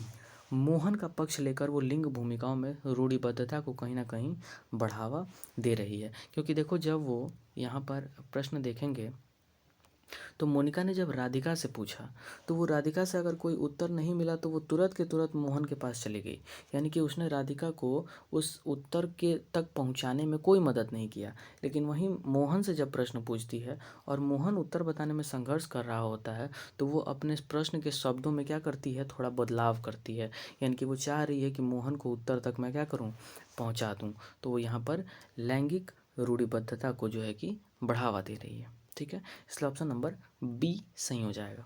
Next question देखते हैं। क्वेश्चन नंबर 154 क्या कह रहा है कि एक सशक्त विद्यालय अपने शिक्षकों में निम्नलिखित योग्यताओं में से सर्वाधिक बढ़ावा देगा। ठीक है, किसको सर्वाधिक बढ़ावा देगा, प्रतिस्पर्धात्मक अभिवृत्ति, परीक्षण करने की प्रवृत्ति, स्मृति या फिर अनुशासिक स्वभाव। तो ऑप्शन नंबर तो इस 154 का जो ऑप्शन नंबर ए है वो सही हो जाएगा। प्रतिस्पर्धात्मक अभिवृत्ति को, अगर कोई सशक्त विद्यालय है तो अपने शिक्षकों में वो देखेगा कि प्रतिस्पर्धात्मक अभिवृत्ति है कि नहीं, उनके अंदर कॉम्पिटिटिव एप्टीट्यूड है कि नहीं, तो वो यही देखना पसंद करेंगे। ठीक है, नेक्स्ट क्वेश्चन देखते हैं। क्वेश्चन नंबर 155 है भाषा में अर्थ की सबसे छोटी इकाई होती है। ऑप्शन है स्वनिम, संकेत प्रयोग विज्ञान, वाक्य या फिर रूपीम। तो इसका जो सही ऑप्शन होगा वो होगा ऑप्शन नंबर ए, स्वनिम। भाषा की सबसे जो छोटी इकाई होती है वो होती है स्वनिम। ठीक है, नेक्स्ट क्वेश्चन देखते हैं। क्वेश्चन नंबर 156 है शैक्षिक विकास में मूल्यांकन का अर्थ है। ठीक है, ऑप्शन है कि छात्रों की प्रगति का आकलन, ऑप्शन बी है कि कक्षा अभिलेखों का मूल्यांकन, ऑप्शन सी है कार्य निष्पादन का मूल्यांकन, या फिर ऑप्शन डी है ज्ञान क्षमता का मूल्यांकन। ठीक है, तो शैक्षिक विकास में मूल्यांकन का जो सही अर्थ है वो है, क्या कर रहे हैं आप यहाँ पर, ज्ञान क्षमता का मूल्यांकन कर रहे हैं। तो 156 का ऑप्शन नंबर डी सही हो जाएगा। नेक्स्ट क्वेश्चन देखते हैं। क्वेश्चन नंबर 157 है कि पूर्वाग्रही किशोर किशोरी अपनी डैश डैश के प्रति कठोर होंगे। ठीक है, किसके प्रति, समस्या, जीवन शैली, संप्रत्यय या फिर वास्तविकता। तो इसका जो सही ऑप्शन हो जाएगा वो हो जाएगा समस्या। जो पूर्वाग्रही किशोर किशोरी हैं वो अपनी समस्या के प्रति जो है कि काफ़ी कठोर होते हैं। ठीक है, क्योंकि वो किशोर किशोरी जो है कि समस्याओं के प्रति अब वो ज़्यादा जो है कि सजग हो जाते हैं और कठोर हो जाते हैं। नेक्स्ट क्वेश्चन देखते हैं। क्वेश्चन नंबर 158 है कि कौन से गुण अच्छे मानसिक स्वास्थ्य के नहीं हैं। ऑप्शन है नियमित जीवन, संवेगात्मक परिपक्वता, ऑप्शन बी है आत्मविश्वास, सहनशीलता, बहुत विनीत, स्वयं में सीमित, और ऑप्शन डी है कि वास्तविकता की स्वीकृति या फिर स्वमूल्यांकन की योग्यता। तो इसका जो सही ऑप्शन हो जाएगा, जो अच्छे मानसिक स्वास्थ्य का गुण नहीं है वो है ऑप्शन नंबर सी, बहुत विनीत और स्वयं में सीमित। ये जो होते हैं ये बहुत अच्छे मानसिक स्वास्थ्य के नहीं होते हैं। इनको आप पढ़ नहीं पाएंगे कि ये आगे क्या करने वाले हैं, ये कुछ भी कर सकते हैं। ठीक है, तो बहुत विनीत हैं लेकिन स्वयं में ही सीमित हैं, तो भी जो है कि अच्छे मानसिक स्वास्थ्य को वो नहीं दर्शा रहे हैं। तो ऑप्शन नंबर सी सही हो जाएगा। नेक्स्ट क्वेश्चन देखते हैं। क्वेश्चन नंबर 159 है कि स्व केंद्रित अवस्था होती है बालक के, स्व केंद्रित अवस्था कौन सी होती है, जन्म से 2 वर्ष, 3 से 6 वर्ष तक, 7 वर्ष से किशोरावस्था या फिर किशोरावस्था में। तो इसका जो सही ऑप्शन हो जाएगा वो हो जाएगा 3 से 6 वर्ष तक स्व केंद्रित अवस्था होती है। इसको आपको बहुत अच्छे से याद कर लेना है कि स्व केंद्रित अवस्था कब से किसको माना जाता है, तो वो माना जाता है 3 से 6 वर्ष को। यानी कि ये कौन सा जो है कि काल होगा, तो ये होगा आपका पूर्व बाल्यावस्था। ठीक है, नेक्स्ट क्वेश्चन देखते हैं। क्वेश्चन नंबर 160 है कि माँ बाप के साय से बाहर निकल अपने साथी बालकों की संगत को पसंद करना संबंधित है किससे, किशोरावस्था से, पूर्व किशोरावस्था से, उत्तर बाल्यावस्था से या फिर शैशवावस्था से। तो ये यूपी टेट 2012 का प्रश्न है। ठीक है, और इसका जो आयोग सही आंसर माना था वो माना था पूर्व किशोरावस्था। तो पूर्व किशोरावस्था में जो है कि बालक क्या करता है, अपने माता पिता के साय से बाहर निकलकर जो है कि बालकों की संगति में रहना ज़्यादा पसंद करता है। ठीक है, नेक्स्ट क्वेश्चन देखते हैं। क्वेश्चन नंबर 161 है मानसिक परिपक्वता की ऊंचाइयों को छूने के लिए प्रयत्नरत रहना संबंधित है किससे संबंधित है, किशोरावस्था से, प्रौढ़ावस्था से, पूर्व बाल्यावस्था से या फिर उत्तर बाल्यावस्था से। तो इसका जो सही ऑप्शन हो जाएगा वो हो जाएगा किशोरावस्था से। मानसिक परिपक्वता की ऊंचाइयों को अगर जब छूने की कोशिश करता है बालक, किस अवस्था में, किशोरावस्था में। ठीक है, नेक्स्ट क्वेश्चन देखते हैं। क्वेश्चन नंबर 162 है बुद्धि एवं सृजनात्मकता, इंटेलिजेंस एंड क्रिएटिविटी में किस प्रकार का संबंध पाया जाता है। ऑप्शन है धनात्मक, ऋणात्मक, शून्य या फिर ये सभी। ठीक है, तो बुद्धि और सृजनात्मकता में जो है कि हमेशा धनात्मक जो है कि सहसंबंध पाया जाएगा, इस बात का ध्यान रखेंगे। ठीक है, हमेशा, क्योंकि देखो अगर आपकी बुद्धि, क्रिएटिविटी अगर आपके अंदर है तो आपकी बुद्धि भी जो है कि क्या होगी, उसी प्रकार जो है कि कार्य करेगी। ठीक है। आपकी बुद्धि ऐसा नहीं है कि आपके अंदर सृजनात्मकता है तो आपकी बुद्धि आपको खींच के नीचे कर दे कि आप सृजनात्मकता मत सोचो सृजनात्मक तरीके से, ऐसा नहीं है। बुद्धि आपको उसी तरीके से कार्य करने देगी। तो हमेशा धनात्मक जो है कि इनमें संबंध पाया जाता है। ठीक है। नेक्स्ट क्वेश्चन देखते हैं। क्वेश्चन नंबर 163 क्या कह रहा है? 163 है कि कक्षा में अनुशासन बनाए रखने के लिए सर्वाधिक प्रभावशाली उपाय क्या है? सर्वाधिक प्रभावशाली उपाय क्या है? ऑप्शन ए है कि अनुशासनहीन छात्रों को कक्षा से बाहर निकाल देना, शिक्षण को रोचक एवं व्यावहारिक बनाना, ऑप्शन सी है कि छात्रों के अभिभावकों को सूचित करना, या फिर डी है कि अनुशासनहीन छात्रों को विशिष्ट सुविधाएं प्रदान करना। ठीक है। तो जो 163 का सही ऑप्शन हो जाएगा वो हो जाएगा ऑप्शन नंबर बी, शिक्षण को रोचक एवं व्यवहारिक बनाना। अगर आपको अनुशासन बनाए रखना है तो आपको जो है कि शिक्षण को थोड़ा रोचक बनाना पड़ेगा। बोरिंग तरीके से अगर आप पढ़ा रहे हैं, खुद ही जो है कि आप इतना स्ट्रेस में अपना क्लास में खड़े हो गए हैं, आप खुद ही स्ट्रेस में इतने तनाव में दिख रहे हैं, तो बच्चा तो डर जाएगा और वो क्लास जो है कि अनुशासन वाला नहीं बन पाएगा। नेक्स्ट क्वेश्चन है, क्वेश्चन नंबर 164 है कि शैशवावस्था में बच्चों के क्रियाकलाप डैश डैश होते हैं, मूल प्रवृत्त्यात्मक, संरक्षित, संज्ञानात्मक या फिर संवेगात्मक। तो इसका जो सही ऑप्शन हो जाएगा वो हो जाएगा मूल प्रवृत्त्यात्मक। ठीक है। शैशवावस्था में बच्चा अभी 0 से 2 वर्ष का है। ठीक है, 0 से 2 वर्ष का बच्चा है, तो उस समय वो अपने क्रियाकलाप को किस के माध्यम से करता है? मूल प्रवृत्त्यात्मक माध्यम से करता है। जैसे कि वो मूल प्रवृत्त्यात्मक मतलब कि रो के ही अपनी हर चीज़ को वो बताता है। ठीक है। नेक्स्ट क्वेश्चन, क्वेश्चन नंबर 165 देखते हैं। 165 क्वेश्चन क्या कह रहा है? 165 है कि जिन विद्यालयों में समेकित शिक्षा दी जाती है उनके शिक्षकों को किस क्षेत्र विशेष में प्रशिक्षित करना चाहिए? ऑप्शन है कि विशेष आवश्यकता वाले बच्चों की पहचान और शिक्षण, ऑप्शन बी है कि व्याख्यान विधि द्वारा शिक्षण, ऑप्शन सी है क्रियात्मकता के साथ शिक्षण, या फिर डी है उपरोक्त में से कोई नहीं। तो जो 165 का सही ऑप्शन बन जाएगा, ऑप्शन 165 का सही होगा वो होगा ऑप्शन नंबर ए, विशेष आवश्यकता वाले बच्चों की पहचान और शिक्षण में दक्ष होना आपको जो है कि समेकित शिक्षा के शिक्षकों को देनी चाहिए। नेक्स्ट क्वेश्चन है, क्वेश्चन नंबर 166 देखते हैं। निम्नलिखित में से किस समूह के बच्चों को समायोजन की समस्या होती है? किस समूह के बच्चों को समायोजन की समस्या होती है? औसत बुद्धि के बच्चे, ग्रामीण बच्चे, अध्ययनशील बच्चे, या फिर कुशाग्र बुद्धि के बच्चे। ठीक है। तो आपको बताना है कि किस समूह के बच्चों को समायोजन की समस्या होती है, और इसका जो सही ऑप्शन हो जाएगा वो हो जाएगा ऑप्शन नंबर डी, कुशाग्र बुद्धि के बच्चे जो होते हैं उनमें समायोजन की समस्या होती है। वो बहुत ही कुशाग्र हैं बुद्धि से, तो क्या होगा कि उनको समायोजन में भी दिक्कत होगा। वो कहाँ कभी भी चिढ़ जाएंगे। ठीक है। कहाँ गुस्सा होना है वो किसी भी समय हंस देंगे, तो उनको समायोजन में जो है कि समस्या होती है। नेक्स्ट क्वेश्चन देखते हैं। क्वेश्चन नंबर 167 है कि अपनी कक्षा के एक विद्यार्थी की प्रवृत्ति को यदि शिक्षक बदलना चाहता है तो उसे, ऑप्शन है कि विद्यार्थी के साथ कड़ाई से पेश आना होगा, ऑप्शन बी है कि कक्षा के अन्य विद्यार्थियों को उससे न जानने योग्य दूरी रखने के लिए कहना होगा, या फिर ऑप्शन सी है उसके समूह के सभी सदस्यों की प्रवृत्ति बदलनी होगी, और ऑप्शन डी है कि विद्यार्थी को पढ़ने के प्रति प्रेरित करना होगा। तो इसका जो सही ऑप्शन हो जाएगा वो हो जाएगा ऑप्शन नंबर सी, कि उसके समूह के सभी सदस्यों की प्रवृत्ति अगर आप बदल देंगे तभी उसकी प्रवृत्ति में परिवर्तन होगा। आप उसकी प्रवृत्ति में परिवर्तन करने का लाख प्रयास करेंगे, वो फिर अपने समूह में जाएगा और उसी चीज़ को दोहराएगा। ठीक है। तो आपको क्या करना होगा कि उसके समूह की प्रवृत्ति बदलनी होगी। ठीक है।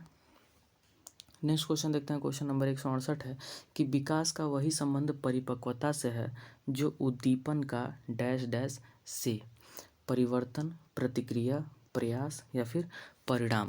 ठीक है। तो विकास का वही संबंध परिपक्वता से है जो उद्दीपन का किससे है? प्रतिक्रिया से। तो ऑप्शन नंबर बी यहाँ पर सही हो जाएगा। नेक्स्ट क्वेश्चन देखते हैं। क्वेश्चन नंबर 169 169 क्वेश्चन है कि पियाजे मुख्यतः डैश डैश के क्षेत्र में योगदान के लिए जाने जाते हैं? ऑप्शन है कि भाषा विकास, संज्ञानात्मक विकास, नैतिक विकास या फिर सामाजिक विकास। तो इसका जो सही ऑप्शन हो जाएगा वो हो जाएगा संज्ञानात्मक विकास। जो पियाजे हैं वो मुख्यतः संज्ञानात्मक विकास के क्षेत्र के लिए जाने जाते हैं। इन्होंने संज्ञानात्मक विकास को 4 भागों में बांटा है। नेक्स्ट क्वेश्चन देखते हैं। क्वेश्चन नंबर 170 कह रहा है कि जब कभी 2 या 2 से अधिक व्यक्ति एक साथ मिलते हैं और एक दूसरे को प्रभावित करते हैं तो वे एक सामाजिक समूह का निर्माण करते हैं। यह कथन क्या है? आंशिक रूप से सत्य है, कदाचित सत्य है या फिर असत्य है? तो इसका जो सही ऑप्शन हो जाएगा वो हो जाएगा सत्य है। ठीक है। जब कभी भी दो या 2 से अधिक व्यक्ति साथ मिलेंगे तो क्या करते हैं, वो एक दूसरे को प्रभावित करते हैं, यानी कि अपने विचारों से प्रभावित करें या फिर अपने बोलने के तरीके से प्रभावित करें या फिर अपने कपड़े से, किसी भी चीज़ न किसी चीज़ से प्रभावित करते हैं तो वे एक सामाजिक समूह का निर्माण कर रहे हैं। और ये बात क्या है? बिल्कुल सत्य है। ठीक है। नेक्स्ट क्वेश्चन देखते हैं। क्वेश्चन नंबर 171 कह रहा है कि निम्नलिखित व्यक्तियों में से कौन अपने बच्चे या फिर बच्चों को आंतरिक प्रेरणा, इंटरनल मोटिवेशन दे रहा है? ठीक है। यह हमें बताना है कि कौन अपने बच्चे को आंतरिक प्रेरणा देने का काम कर रहा है। ऑप्शन ए है फादर रॉबर्ट अपनी कक्षा के उन बच्चों को चॉकलेट देते हैं जो अच्छा व्यवहार करते हैं। ऑप्शन बी है कि अगली कक्षा में कक्षोन्नति पाने पर नंद कुमार अपने पुत्र को कहानी की पुस्तकें देते हैं। ऑप्शन सी हैं कि अपने पुत्र के जन्मदिन पर गिरिजेश कुमार दावत देते हैं। या फिर ऑप्शन डी है कि विज्ञान विषयों में सर्वोच्च अंक पाने पर राकेश अपने पुत्र की प्रशंसा करते हैं। तो देखो, आंतरिक प्रेरणा कौन दे रहा है? तो आंतरिक प्रेरणा देने का काम कौन कर रहा है? ये कर रहे हैं ऑप्शन नंबर डी, राकेश। ठीक है। क्यों? क्योंकि देखो, वो विज्ञान विषय में सर्वोच्च अंक प्राप्त कर रहा है तो वो उसकी क्या कर रहा है? प्रशंसा कर रहा है। तो वो कहीं ना कहीं क्या होगा, उसको आंतरिक अभी प्रेरणा मिलेगी कि हाँ, मैंने अगर विज्ञान विषय में अच्छा किया तो मुझे क्या मिल रहा है? प्रशंसा मिल रहा है। तो मैं आगे भी क्या करूँगा? इसी प्रकार से अच्छा करते रहूँगा। ठीक है। देखो, बाकी ऑप्शन क्यों गलत है ये भी मैं बता देता हूँ। यहाँ पे कह रहा है कि फादर रॉबर्ट अपनी कक्षा के उन बच्चों को चॉकलेट देते हैं जो अच्छा व्यवहार करते हैं। अब देखो, अगर आप जो अच्छा व्यवहार किया उसको चॉकलेट दे दिए तो बाकी के बच्चों में कहीं ना कहीं क्या होगी? मायूसी छा जाएगी। तो आप ये काम करेंगे तो ये कहीं ना कहीं गलत इंप्रेशन जाएगा अदर बच्चों में। अगली कक्षा में कक्षोन्नति पाने पर नंद कुमार अपने पुत्र को कहानी की पुस्तकें देते हैं। ठीक है। तो यहाँ पर भी क्या हो रहा है? अब अगली कक्षा में कक्षोन्नति हो गई तो कहीं ना कहीं आप कहानी की पुस्तकें दे के क्या कर रहे हैं? उसमें इंटरनल डेवलपमेंट, उसकी इंटरनल जो है कि मोटिवेशन को नहीं आप बढ़ा रहे हैं। वो कहानी की पुस्तक मिल गया उसको, बहुत ज़्यादा मोटिवेशन नहीं मिला और उसने यहाँ पे कुछ खास अचीव भी नहीं किया कक्षा में जो है कि कक्षोन्नति हो गया। तो इसी प्रकार से जो है कि अपने पुत्र के जन्मदिन पर गिरिजेश कुमार दावत देते हैं। अब किसी को आप दावत खिला दें तो उससे बच्चे के अंदर इंटरनल जो है कि मोटिवेशन थोड़ी आ जाएगा। तो ये भी कहीं ना कहीं गलत हो जाएगा। लेकिन अगर आप विज्ञान विषय में सर्वोच्च अंक प्राप्त कर रहा है लड़का और तब आप उसकी जब प्रशंसा कर रहे हैं तो कहीं ना कहीं क्या हो रहा है? उसके अंदर इंटरनल मोटिवेशन आ रहा है कि हाँ, अब मैं और आगे अच्छा करने की कोशिश करूँगा। ठीक है। नेक्स्ट क्वेश्चन देखते हैं। क्वेश्चन नंबर 172 क्या कह रहा है? बच्चों के सामाजिक विकास में डैश डैश का विशेष महत्व होता है। ऑप्शन ए है खेल, बाल साहित्य, दिनचर्या या फिर संचार माध्यम। ठीक है। तो सामाजिक विकास में जो सबसे ज़्यादा महत्व होता है वो होता है खेल का। तो ऑप्शन नंबर ए सही हो जाएगा। नेक्स्ट क्वेश्चन देखते हैं। क्वेश्चन नंबर 173 कह रहा है कि भाटिया बैटरी का प्रयोग निम्न में से किसके परीक्षण हेतु किया जाता है? व्यक्तित्व, बुद्धि, सृजनात्मकता या फिर अभिवृद्धि। तो जो भाटिया बैटरी जो है कि प्रयोग है ये बुद्धि के परीक्षण के लिए किया जाता है। तो ऑप्शन नंबर बी यहाँ पर सही हो जाएगा। ठीक है। नेक्स्ट क्वेश्चन देखते हैं। क्वेश्चन नंबर 174 क्या कह रहा है? 174 है कि कोहलबर्ग का विकास सिद्धांत निम्न में से किससे संबंधित है? कोहलबर्ग का जो विकास सिद्धांत है वो किससे संबंधित है? ऑप्शन है भाषा विकास, संज्ञानात्मक विकास, नैतिक विकास या फिर सामाजिक विकास। तो इसका जो सही ऑप्शन हो जाएगा वो हो जाएगा नैतिक विकास। जो कोहलबर्ग का सिद्धांत है वो पूर्णतः जो है कि नैतिक विकास पे ही आधारित है। ठीक है, इसी प्रकार हमने और भी देखा था, जैसे सामाजिक विकास कौन था, वाइगॉत्स्की थे। संज्ञानात्मक विकास कौन था, पियाजे थे। ठीक है, भाषा विकास के बारे में चॉम्स्की बताते हैं। ठीक है, और जबकि नैतिक विकास के बारे में कौन बताता है, तो कोहलबर्ग बताते हैं। नेक्स्ट क्वेश्चन देखते हैं, क्वेश्चन नंबर 175 क्या कह रहा है, कह रहा है कि राजेश अति लोलुप पाठक है। वह अपने कोर्स की पुस्तकें पढ़ने के अतिरिक्त प्रायः पुस्तकालय जाता है और भिन्न प्रकरणों पर पुस्तकें पढ़ता है। इतना ही नहीं, राजेश भोजन अवकाश में अपने कार्य करता है। उसे परीक्षाओं में पढ़ने के लिए अपने शिक्षकों अथवा अभिभावकों द्वारा कभी भी कहने की ज़रूरत नहीं है और वह वास्तव में सीखने का आनंद लेता नजर आता है। उसे डैश डैश के रूप में सर्वाधिक बेहतर रूप में वर्जित किया जा सकता है। ठीक है, किसके रूप में किया जा सकता है? ऑप्शन है आंतरिक रूप से अभिप्रेरित शिक्षार्थी, तथ्य आधारित शिक्षार्थी, या फिर शिक्षक अभिप्रेरित शिक्षार्थी, या फिर आकलन आधारित शिक्षार्थी। तो देखो यहाँ पर जो राजेश है वो उसके अंदर क्या है, आंतरिक रूप से वो अभिप्रेरित है, तभी वो इतना मेहनत कर रहा है पढ़ने के लिए। अगर वो आंतरिक उसको फोर्स दिया जाए तो वो इतना मेहनत नहीं करेगा, वो सोचेगा सिर्फ होमवर्क कर लें वही बड़ी बात है। तो इसलिए इसका ऑप्शन नंबर ए सही हो जाएगा कि आंतरिक रूप से अभिप्रेरित शिक्षार्थी इंट्रिंसिकली मोटिवेटेड लर्नर के रूप में उसको हम लोग देख सकते हैं। नेक्स्ट क्वेश्चन है क्वेश्चन नंबर 176 देखते हैं। 176 क्वेश्चन है कि भाषा विकास में सहयोग करने का कौन सा तरीका गलत है? ऑप्शन है कि बच्चों को बिना टोके प्रक्रमण पर बात करना। ऑप्शन बी है कि उसकी अपनी भाषा के प्रयोग को अमान्य करना, उसके उसके प्रयोगों का समर्थन करना, या फिर ऑप्शन डी है कि भाषा के प्रयोग के अवसर उपलब्ध कराना। तो इसका जो सही ऑप्शन हो जाएगा वो हो जाएगा ऑप्शन नंबर बी। आपसे कह रहा है कि भाषा विकास अगर आप करवा रहे हो तो कौन सा तरीका गलत है? तो यहाँ पे ऑप्शन नंबर बी गलत है, मतलब कि ऑप्शन नंबर बी में जो करवाया जा रहा है वो गलत है कि उसकी अपनी भाषा के प्रयोग को आप अमान्य कर दो। तो यहाँ पर तो आप उसके भाषा विकास में अवरोधक उत्पन्न कर रहे हैं।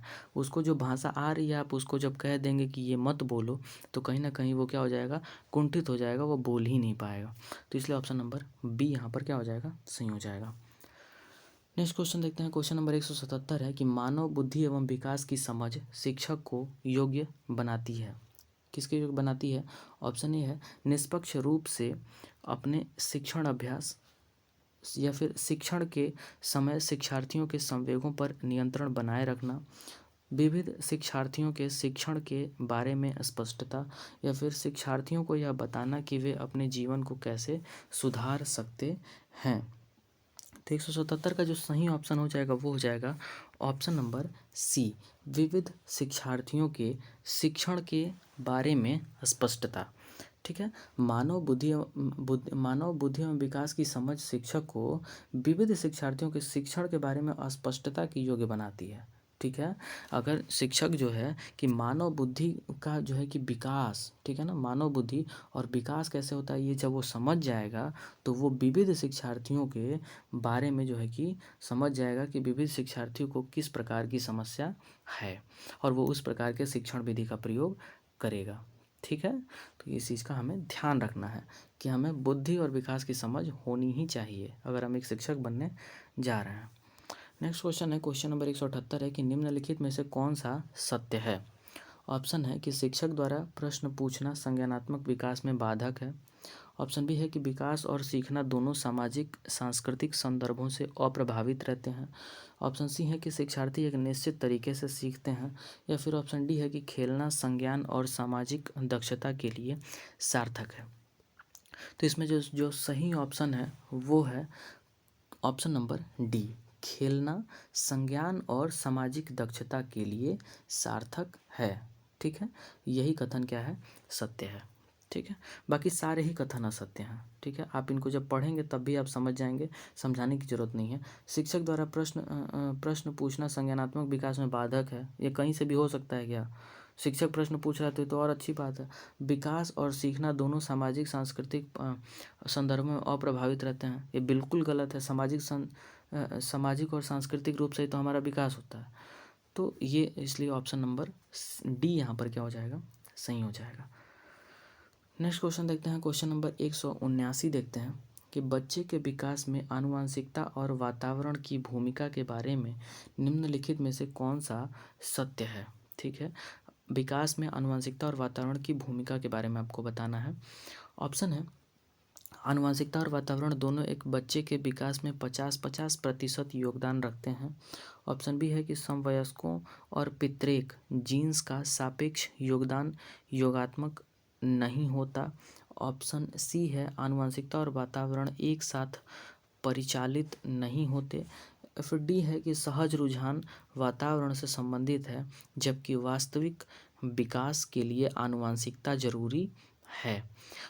तो 179 का 179 का जो सही ऑप्शन हो जाएगा वो हो जाएगा ऑप्शन नंबर बी। ठीक है, कि समवयस्कों और पितृक का सापेक्ष योगदान योगात्मक नहीं होता है, ये बात हमें ध्यान रखना है।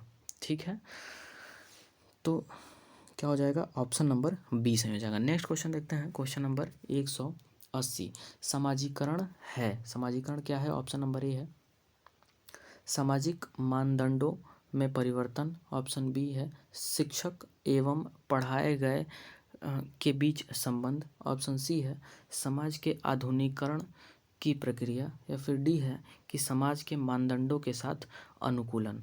तो समाजीकरण क्या है, तो समाजीकरण क्या है, ऑप्शन नंबर डी सही हो जाएगा। समाज के मानदंडों के साथ अनुकूलन ही क्या है, समाजीकरण है। तो इसलिए ऑप्शन नंबर डी जो है कि यहाँ पर सही हो जाएगा। नेक्स्ट क्वेश्चन देखते हैं, क्वेश्चन नंबर 181 है, एक पीटी प्ले शिक्षक क्रिकेट के खेल में अपने शिक्षार्थियों के क्षेत्ररक्षक को सुधारना चाहता है। तो निम्न में से कौन सी युक्ति शिक्षार्थियों को अपना लक्ष्य प्राप्त करने में सर्वाधिक सहायक है। ठीक है, ऑप्शन है कि शिक्षार्थियों को क्षेत्ररक्षक फील्डिंग का अधिक अभ्यास करवाना। ऑप्शन बी है कि शिक्षार्थियों को यह बताना कि क्षेत्ररक्षण सीखना उनके लिए किस प्रकार महत्वपूर्ण है। ऑप्शन सी है कि बेहतर क्षेत्ररक्षण और सफलता की दर के पीछे के तर्क को स्पष्ट करना। या फिर ऑप्शन डी है कि क्षेत्ररक्षण को प्रदर्शित करना और शिक्षार्थी अवलोकन करना। तो यहाँ पे जो सही ऑप्शन हो जाएगा वो हो जाएगा ऑप्शन नंबर ए। अगर आप एक पीटी शिक्षक हैं और आप चाहते हैं कि शिक्षार्थियों में क्षेत्ररक्षण जो है कि सुधर जाए, तो आप एक ही काम कर सकते हैं, शिक्षार्थियों के क्षेत्ररक्षण का बहुत अधिक प्रैक्टिस करवाइए, खूब प्रैक्टिस करवाइए। जितना ही प्रैक्टिस करवाएंगे उनका क्षेत्ररक्षण क्या होगा, उतना ही बेहतर होगा।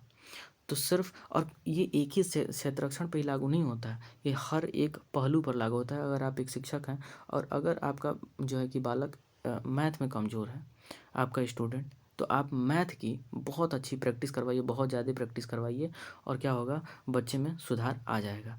और जो काम हम लोग भी अभी सेम कर रहे हैं, क्या कर रहे हैं, practice. Practice makes a man perfect. अगर आप प्रैक्टिस करते हैं, थ्योरी पोर्शन तो आप सीडीपी में जितना मर्जी पढ़ लें, आप प्रश्नों को टैकल नहीं कर पाएंगे एग्ज़ाम में। आपको एक ही ऑप्शन है, प्रैक्टिस। जितना प्रैक्टिस करेंगे आप सीडीपी में उतने ही निखरेंगे।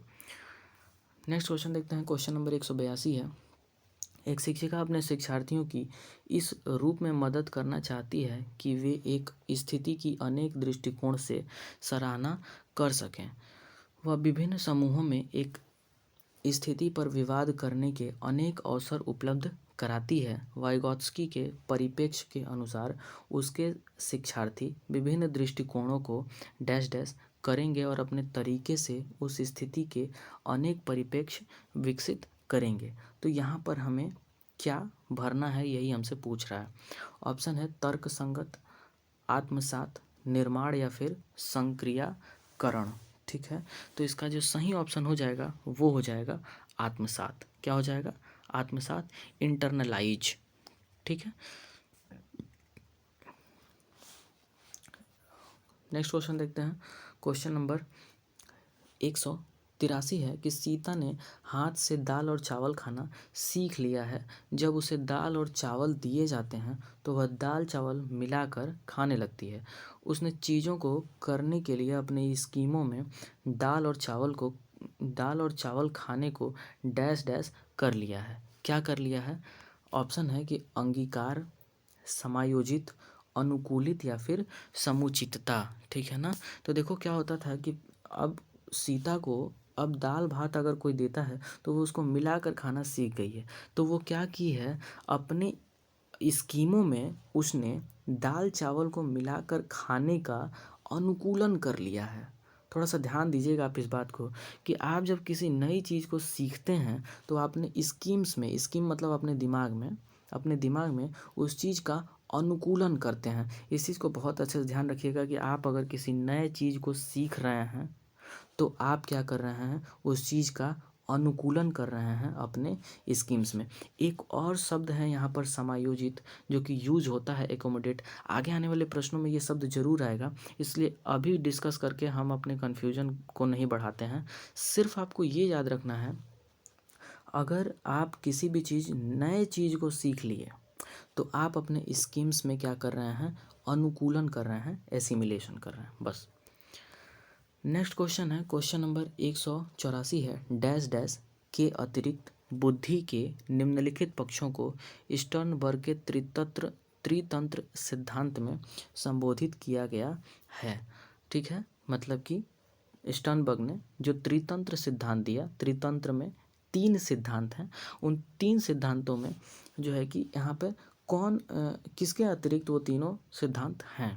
ऑप्शन है कि संदर्भगत, अवयवभूत, सामाजिक या फिर आनुभाविक। ठीक है, तो इसका जो सही ऑप्शन हो जाएगा वो हो जाएगा सामाजिक। ठीक है, स्टर्नबर्ग ने त्रितंत्र सिद्धांत दिया जिसमें संदर्भगत, अवयवभूत और आनुभाविकता की बात की गई है, जबकि सामाजिकता की बात नहीं की गई है। ठीक है, तो इसके अलावा ये तीनों ही सही है, लेकिन ऑप्शन नंबर सी जो है कि सी को त्रितंत्र सिद्धांत में कोई जगह नहीं मिला, इसलिए ऑप्शन नंबर सी क्या होगा, सही हो जाएगा। नेक्स्ट क्वेश्चन है, क्वेश्चन नंबर 185 देखते हैं। 185 है कि हार्वर्ड गार्डनर का बुद्धि सिद्धांत डैश डैश पर बल देता है। ठीक है, ऑप्शन है कि शिक्षार्थियों में अनुबंधित कौशलों, ऑप्शन बी है कि सामान्य बुद्धि, ऑप्शन सी है विद्यालय में आवश्यक समान योग्यताओं, ऑप्शन डी है कि प्रत्येक व्यक्ति की विलक्षण योग्यताओं। ठीक है, तो हार्वर्ड गार्डनर का जो बुद्धि सिद्धांत है वो किस पर बल देता है, तो इसका जो सही ऑप्शन हो जाएगा वो हो जाएगा ऑप्शन नंबर डी, प्रत्येक व्यक्ति की विलक्षण योग्यताओं। ठीक है, इन्होंने हार्वर्ड गार्डनर का जो बुद्धि सिद्धांत है वो इन्होंने क्या किया था, कुल 11 प्रकार के इन्होंने बुद्धि का जिक्र किया था। ठीक है, और इसमें इन्होंने बताया कि जो प्रत्येक लोग हैं, जो प्रत्येक व्यक्ति हैं, उनमें क्या है, अलग अलग प्रकार के विलक्षण प्रतिभाएं होती हैं। यानी कि एक कोई भी इंडिविजुअल है, वो चाहे कितना भी अपने आप को ख़राब समझता हो, वो समझता हूँ मैं पढ़ाई में कमज़ोर हूँ, ये हूँ वो हूँ, लेकिन उसके अंदर एक स्पेशल ऐसा टैलेंट होता ही होता है कि जो किसी दूसरे में नहीं होता है। हार्वर्ड गार्डनर ने जो बुद्धि के प्रकार बताए उनमें बहुत सारे प्रकार हैं, उसमें कहीं ना कहीं इसके बारे में बताया गया है, तो ऑप्शन नंबर डी सही हो जाएगा। नेक्स्ट क्वेश्चन देखते हैं, क्वेश्चन नंबर 186 है कि थ, फ, च ध्वनियाँ हैं, क्या हैं, स्वनिम, रूपिम, लेखिम या फिर शब्दिम। तो ये जो ध्वनियाँ हैं ये क्या हैं, स्वनिम। ठीक है, क्या है, ये फोनिम्स हैं। नेक्स्ट क्वेश्चन देखते हैं, क्वेश्चन नंबर 187 है कि कक्षा में जेंडर रूढ़िबद्धता, जेंडर स्टीरियोटाइपिंग से बचने के लिए एक शिक्षक को, ऑप्शन ए है कि लड़कों को जोखिम उठाने और निर्भीक बनने के लिए प्रोत्साहित करना चाहिए, ऑप्शन बी है कि लड़के लड़कियों को एक साथ अपारंपरिक भूमिकाओं में रखना चाहिए, ऑप्शन सी है कि अच्छी लड़की अच्छा लड़का कहकर शिक्षार्थियों के कार्यों की सराहना करनी चाहिए, या फिर ऑप्शन डी है कि कुश्ती में भाग लेने के लिए लड़कियों को निरुत्साहित करना चाहिए। ठीक है, तो इसका जो सही ऑप्शन होगा वो होगा ऑप्शन नंबर बी। ठीक है, लड़के लड़कियों को एक साथ अपारंपरिक भूमिकाओं में रखना चाहिए। अपारंपरिक का मतलब क्या, जो परंपरागत रूप से चली आ रही है कि लड़कियां कमज़ोर हैं, लड़कियां कमज़ोर हैं, इसको आपको नहीं करना है, तभी आप जेंडर स्टीरियोटाइपिंग से बच पाएंगे। ठीक है, इस चीज़ को आपको क्या करनी है, ख़त्म करनी है, और ये स्कूल से ही ख़त्म होगा। ये जो बेस है आपका स्कूल, वहीं पे आपको जो है कि बच्चों के दिमाग में डालना पड़ेगा कि स्टीरियोटाइपिंग ऐसी कोई चीज़ नहीं होती। नेक्स्ट क्वेश्चन है क्वेश्चन नंबर 188 देखते हैं। विद्यालयों को किसके लिए व्यक्तिगत विभिन्नताओं को पूरा करना चाहिए? ऑप्शन है व्यक्तिगत शिक्षार्थी को विशिष्ट होने की अनुभूति कराने के लिए। ऑप्शन बी है शैक्षिक शिक्षार्थी के मध्य खाई को कम करने के लिए। ऑप्शन सी है शिक्षार्थियों के निष्पादन और योग्यताओं को समान करने के लिए। या फिर ऑप्शन डी है यह समझने के लिए कि क्यों शिक्षार्थी सीखने के योग्य या अयोग्य है। तो जो 188 का सही ऑप्शन हो जाएगा वो हो जाएगा ऑप्शन नंबर डी। जो व्यक्तिगत विभिन्नता है उसका सही में अर्थ यही है कि हमें यह समझने के लिए कि क्यों शिक्षार्थी सीखने के योग्य या फिर अयोग्य है, यही व्यक्तिगत विभिन्नता को जो है कि दर्शाता है। ठीक है। नेक्स्ट क्वेश्चन है क्वेश्चन नंबर 189 देखते हैं। शिक्षार्थियों में व्यक्तिगत विभिन्नता को संबोधित करने के लिए एक विद्यालय किस प्रकार का सहयोग उपलब्ध करवा सकता है? ऑप्शन है कि सभी शिक्षार्थियों के लिए समान स्तर की पाठ्यचर्या का अनुगमन करना। ऑप्शन बी है बाल केंद्रित पाठ्यचर्या का पालन करना और शिक्षार्थियों को सीखने के अनेक अवसर उपलब्ध कराना। या फिर सी है शिक्षार्थियों में व्यक्तिगत विभिन्नताओं को समाप्त करने के लिए विद्यालयों में भेजना। या फिर डी है धीमी गति से सीखने वाले शिक्षार्थियों को विशेष विद्यालयों में भेजना। तो जो 189 का सही उत्तर हो जाएगा वो हो जाएगा ऑप्शन नंबर बी, बाल केंद्रित पाठ्यचर्या का पालन करना और शिक्षार्थियों को सीखने के अनेक अवसर उपलब्ध कराना ही जो है कि क्या है, यही व्यक्तिगत विभिन्नताओं में जो है कि आप सहयोग उपलब्ध कराना चाहते हैं तो आप यही काम करेंगे। ठीक है, आप सबको जो है कि सीखने के अनेक अवसर जो है कि उपलब्ध कराएंगे। ठीक है। नेक्स्ट क्वेश्चन है क्वेश्चन नंबर 190 देखते हैं। 190 है कि सतत और व्यापक मूल्यांकन डैश डैश पर बल देता है। किस पर बल देता है? ऑप्शन ए है कि बोर्ड परीक्षाओं की अनावश्यकता पर। बी है सीखने को सुनिश्चित करने के लिए व्यापक स्केल पर निरंतर परीक्षण। या फिर सी है सीखने को किस प्रकार अवलोकित, रिकॉर्ड और सुधारा जाए। या फिर डी है कि शिक्षण के साथ परीक्षाओं का सामंजस्य। तो जो 190 का सही आंसर होगा वो हो जाएगा ऑप्शन नंबर सी, सतत और व्यापक मूल्यांकन किस पर बल देता है? सीखने को किस प्रकार अवलोकित, रिकॉर्ड और सुधारा जाए, यही सतत और व्यापक मूल्यांकन इसी बात पे क्या करता है, बल देता है। नेक्स्ट क्वेश्चन है क्वेश्चन नंबर 191। 191 क्वेश्चन देखते हैं। विद्यालय आधारित आकलन क्या है? ऑप्शन देखते हैं। शिक्षार्थियों और शिक्षकों को अगंभीर, याद रखिएगा, अगंभीर और लापरवाह बनाता है। ठीक है। ऑप्शन बी है कि शिक्षा बोर्ड की जवाबदेही कम कर देता है। सी है कि सार्वभौमिक राष्ट्रीय मानकों की प्राप्ति में बाधा उत्पन्न करता है। या फिर डी है कि परिचित वातावरण में अधिक सीखने में सभी शिक्षार्थियों की मदद करता है। तो यहाँ पर जो सबसे सटीक आंसर होगा वो होगा ऑप्शन नंबर डी। तो 191 का क्या हो जाएगा, सही हो जाएगा कि विद्यालय आधारित जो आकलन होता है वो असल में परिचित वातावरण का मतलब क्या हो गया कि विद्यालय आपसे तो परिचित है ना, विद्यालय में आप रोज जाते हैं तो विद्यालय आपसे परिचित है। तो परिचित वातावरण में अधिक सीखने में सभी शिक्षार्थियों की मदद करता है। तो विद्यालय आधारित आकलन को इसीलिए कई मनोवैज्ञानिकों ने बहुत ही इम्पोर्टेंट माना। कहे कि इससे बच्चा डरेगा भी नहीं, विद्यालय में ही आकलन करेंगे तो आपका शिक्षक ही आपका आकलन करेगा तो आप थोड़ा कंफर्ट रहेंगे उससे। ठीक है। नेक्स्ट क्वेश्चन देखते हैं। क्वेश्चन नंबर 192 क्या कह रहा है? डैश डैश के अतिरिक्त निम्नलिखित समस्या समाधान की प्रक्रिया के चरण हैं। ऑप्शन है परिणामों की आशा करना। ऑप्शन बी है समस्या की पहचान। सी है समस्या को छोटे हिस्सों में बांटना। या फिर संभावित युक्तियों को खोजना। तो इसका जो सही ऑप्शन हो जाएगा वो हो जाएगा समस्या को छोटे हिस्सों में बांटना। तो देखो, समस्या को छोटे हिस्सों में बांटना के अतिरिक्त जितने भी ये तीनों ऑप्शन लिखे हुए हैं ये समस्या समाधान की प्रक्रिया के चरण हैं, लेकिन समस्याओं को छोटे हिस्सों में बांटना ये समस्या समाधान की प्रक्रिया में शामिल नहीं है। मतलब कि अगर आपको किसी भी समस्या का समाधान करना है तो क्या आप पहले समस्या को छोटे हिस्सों में बांटने जाएंगे? नहीं। अगर आपको कोई बहुत भारी बड़ा सा काम करना है तब आप उसको छोटे छोटे हिस्सों में विभाजित करेंगे, लेकिन अगर आपके सामने कोई समस्या आ गई है तो उस समस्या को आप छोटे हिस्सों में नहीं तोड़ सकते हैं। तो इसलिए ऑप्शन नंबर सी सही हो जाएगा। नेक्स्ट क्वेश्चन देखते हैं, क्वेश्चन नंबर 193। 193 क्वेश्चन देखते हैं कि निम्न में से कौन सा कथन विकास के बारे में सत्य नहीं है। ऑप्शन है कि विकास अंतःक्रिया का फल है, विकास एक व्यवस्थित श्रृंखला का अनुगामी है, विकास एक व्यक्तिगत प्रक्रिया है, विकास विशिष्ट से सामान्य की ओर होता है। तो आपसे पूछा है कि कौन सा विकास के बारे में सत्य नहीं है, तो वो हो जाएगा ऑप्शन नंबर डी। कह रहा है कि विकास विशिष्ट से सामान्य की ओर होता है, और यही बात गलत हो जाएगा।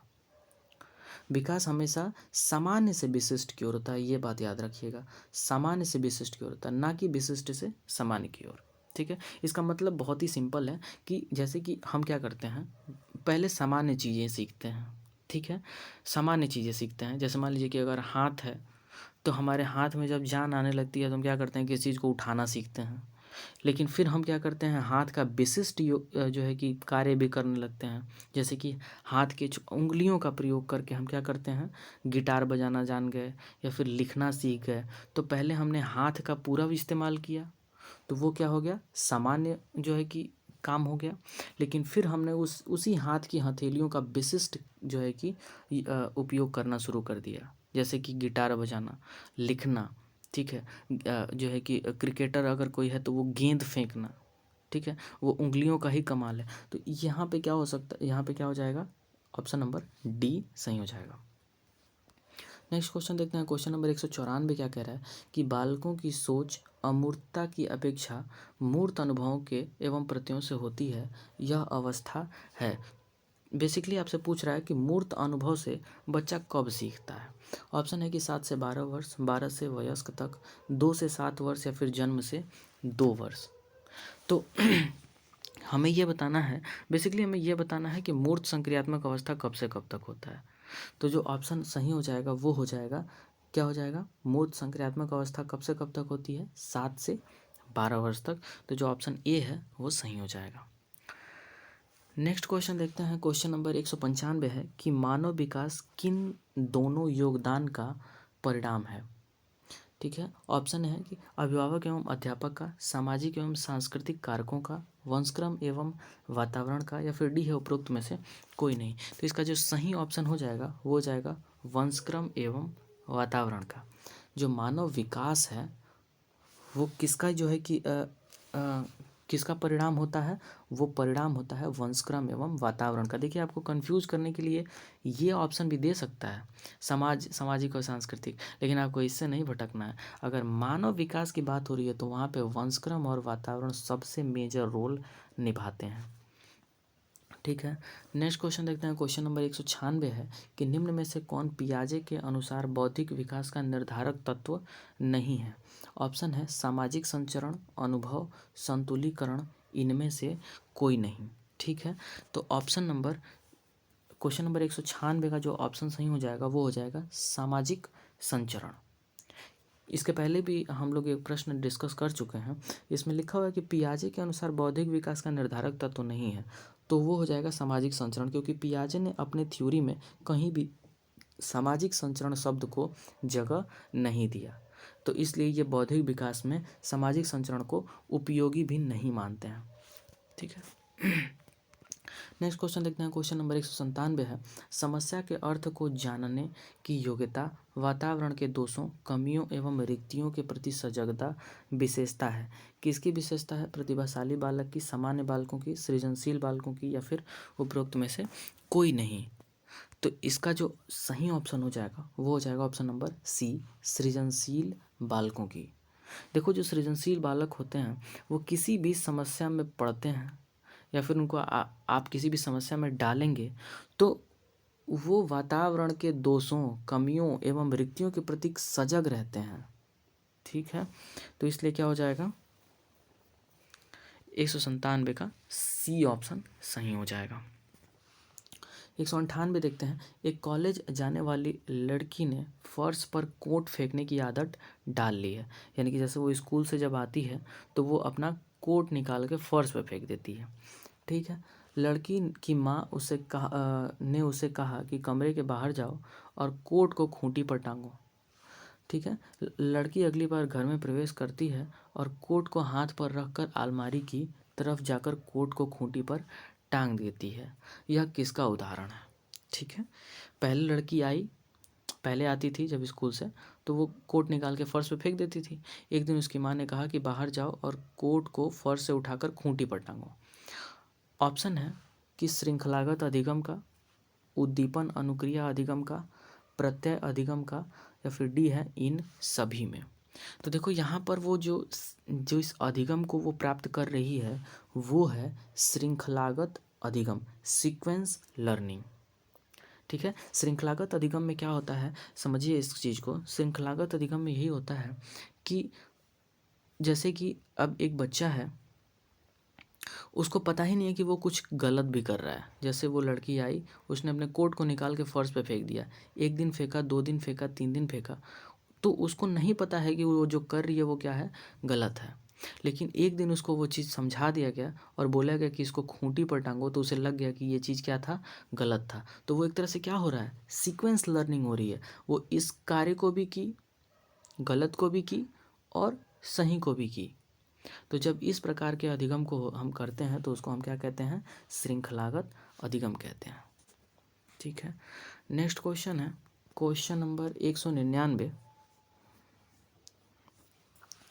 क्वेश्चन नंबर 199 कि क्रिकेट खिलाड़ी अपनी गेंदबाजी के कौशल को विकसित कर लेता है पर वह उसके बल्लेबाजी के कौशल को प्रभावित नहीं करता, इसे कहते हैं। ऑप्शन है विधेयात्मक प्रशिक्षण अंतरण, या फिर निषेधात्मक परीक्षण अंतरण, या फिर शून्य परीक्षण अंतरण, या फिर उपरोक्त में से कोई नहीं।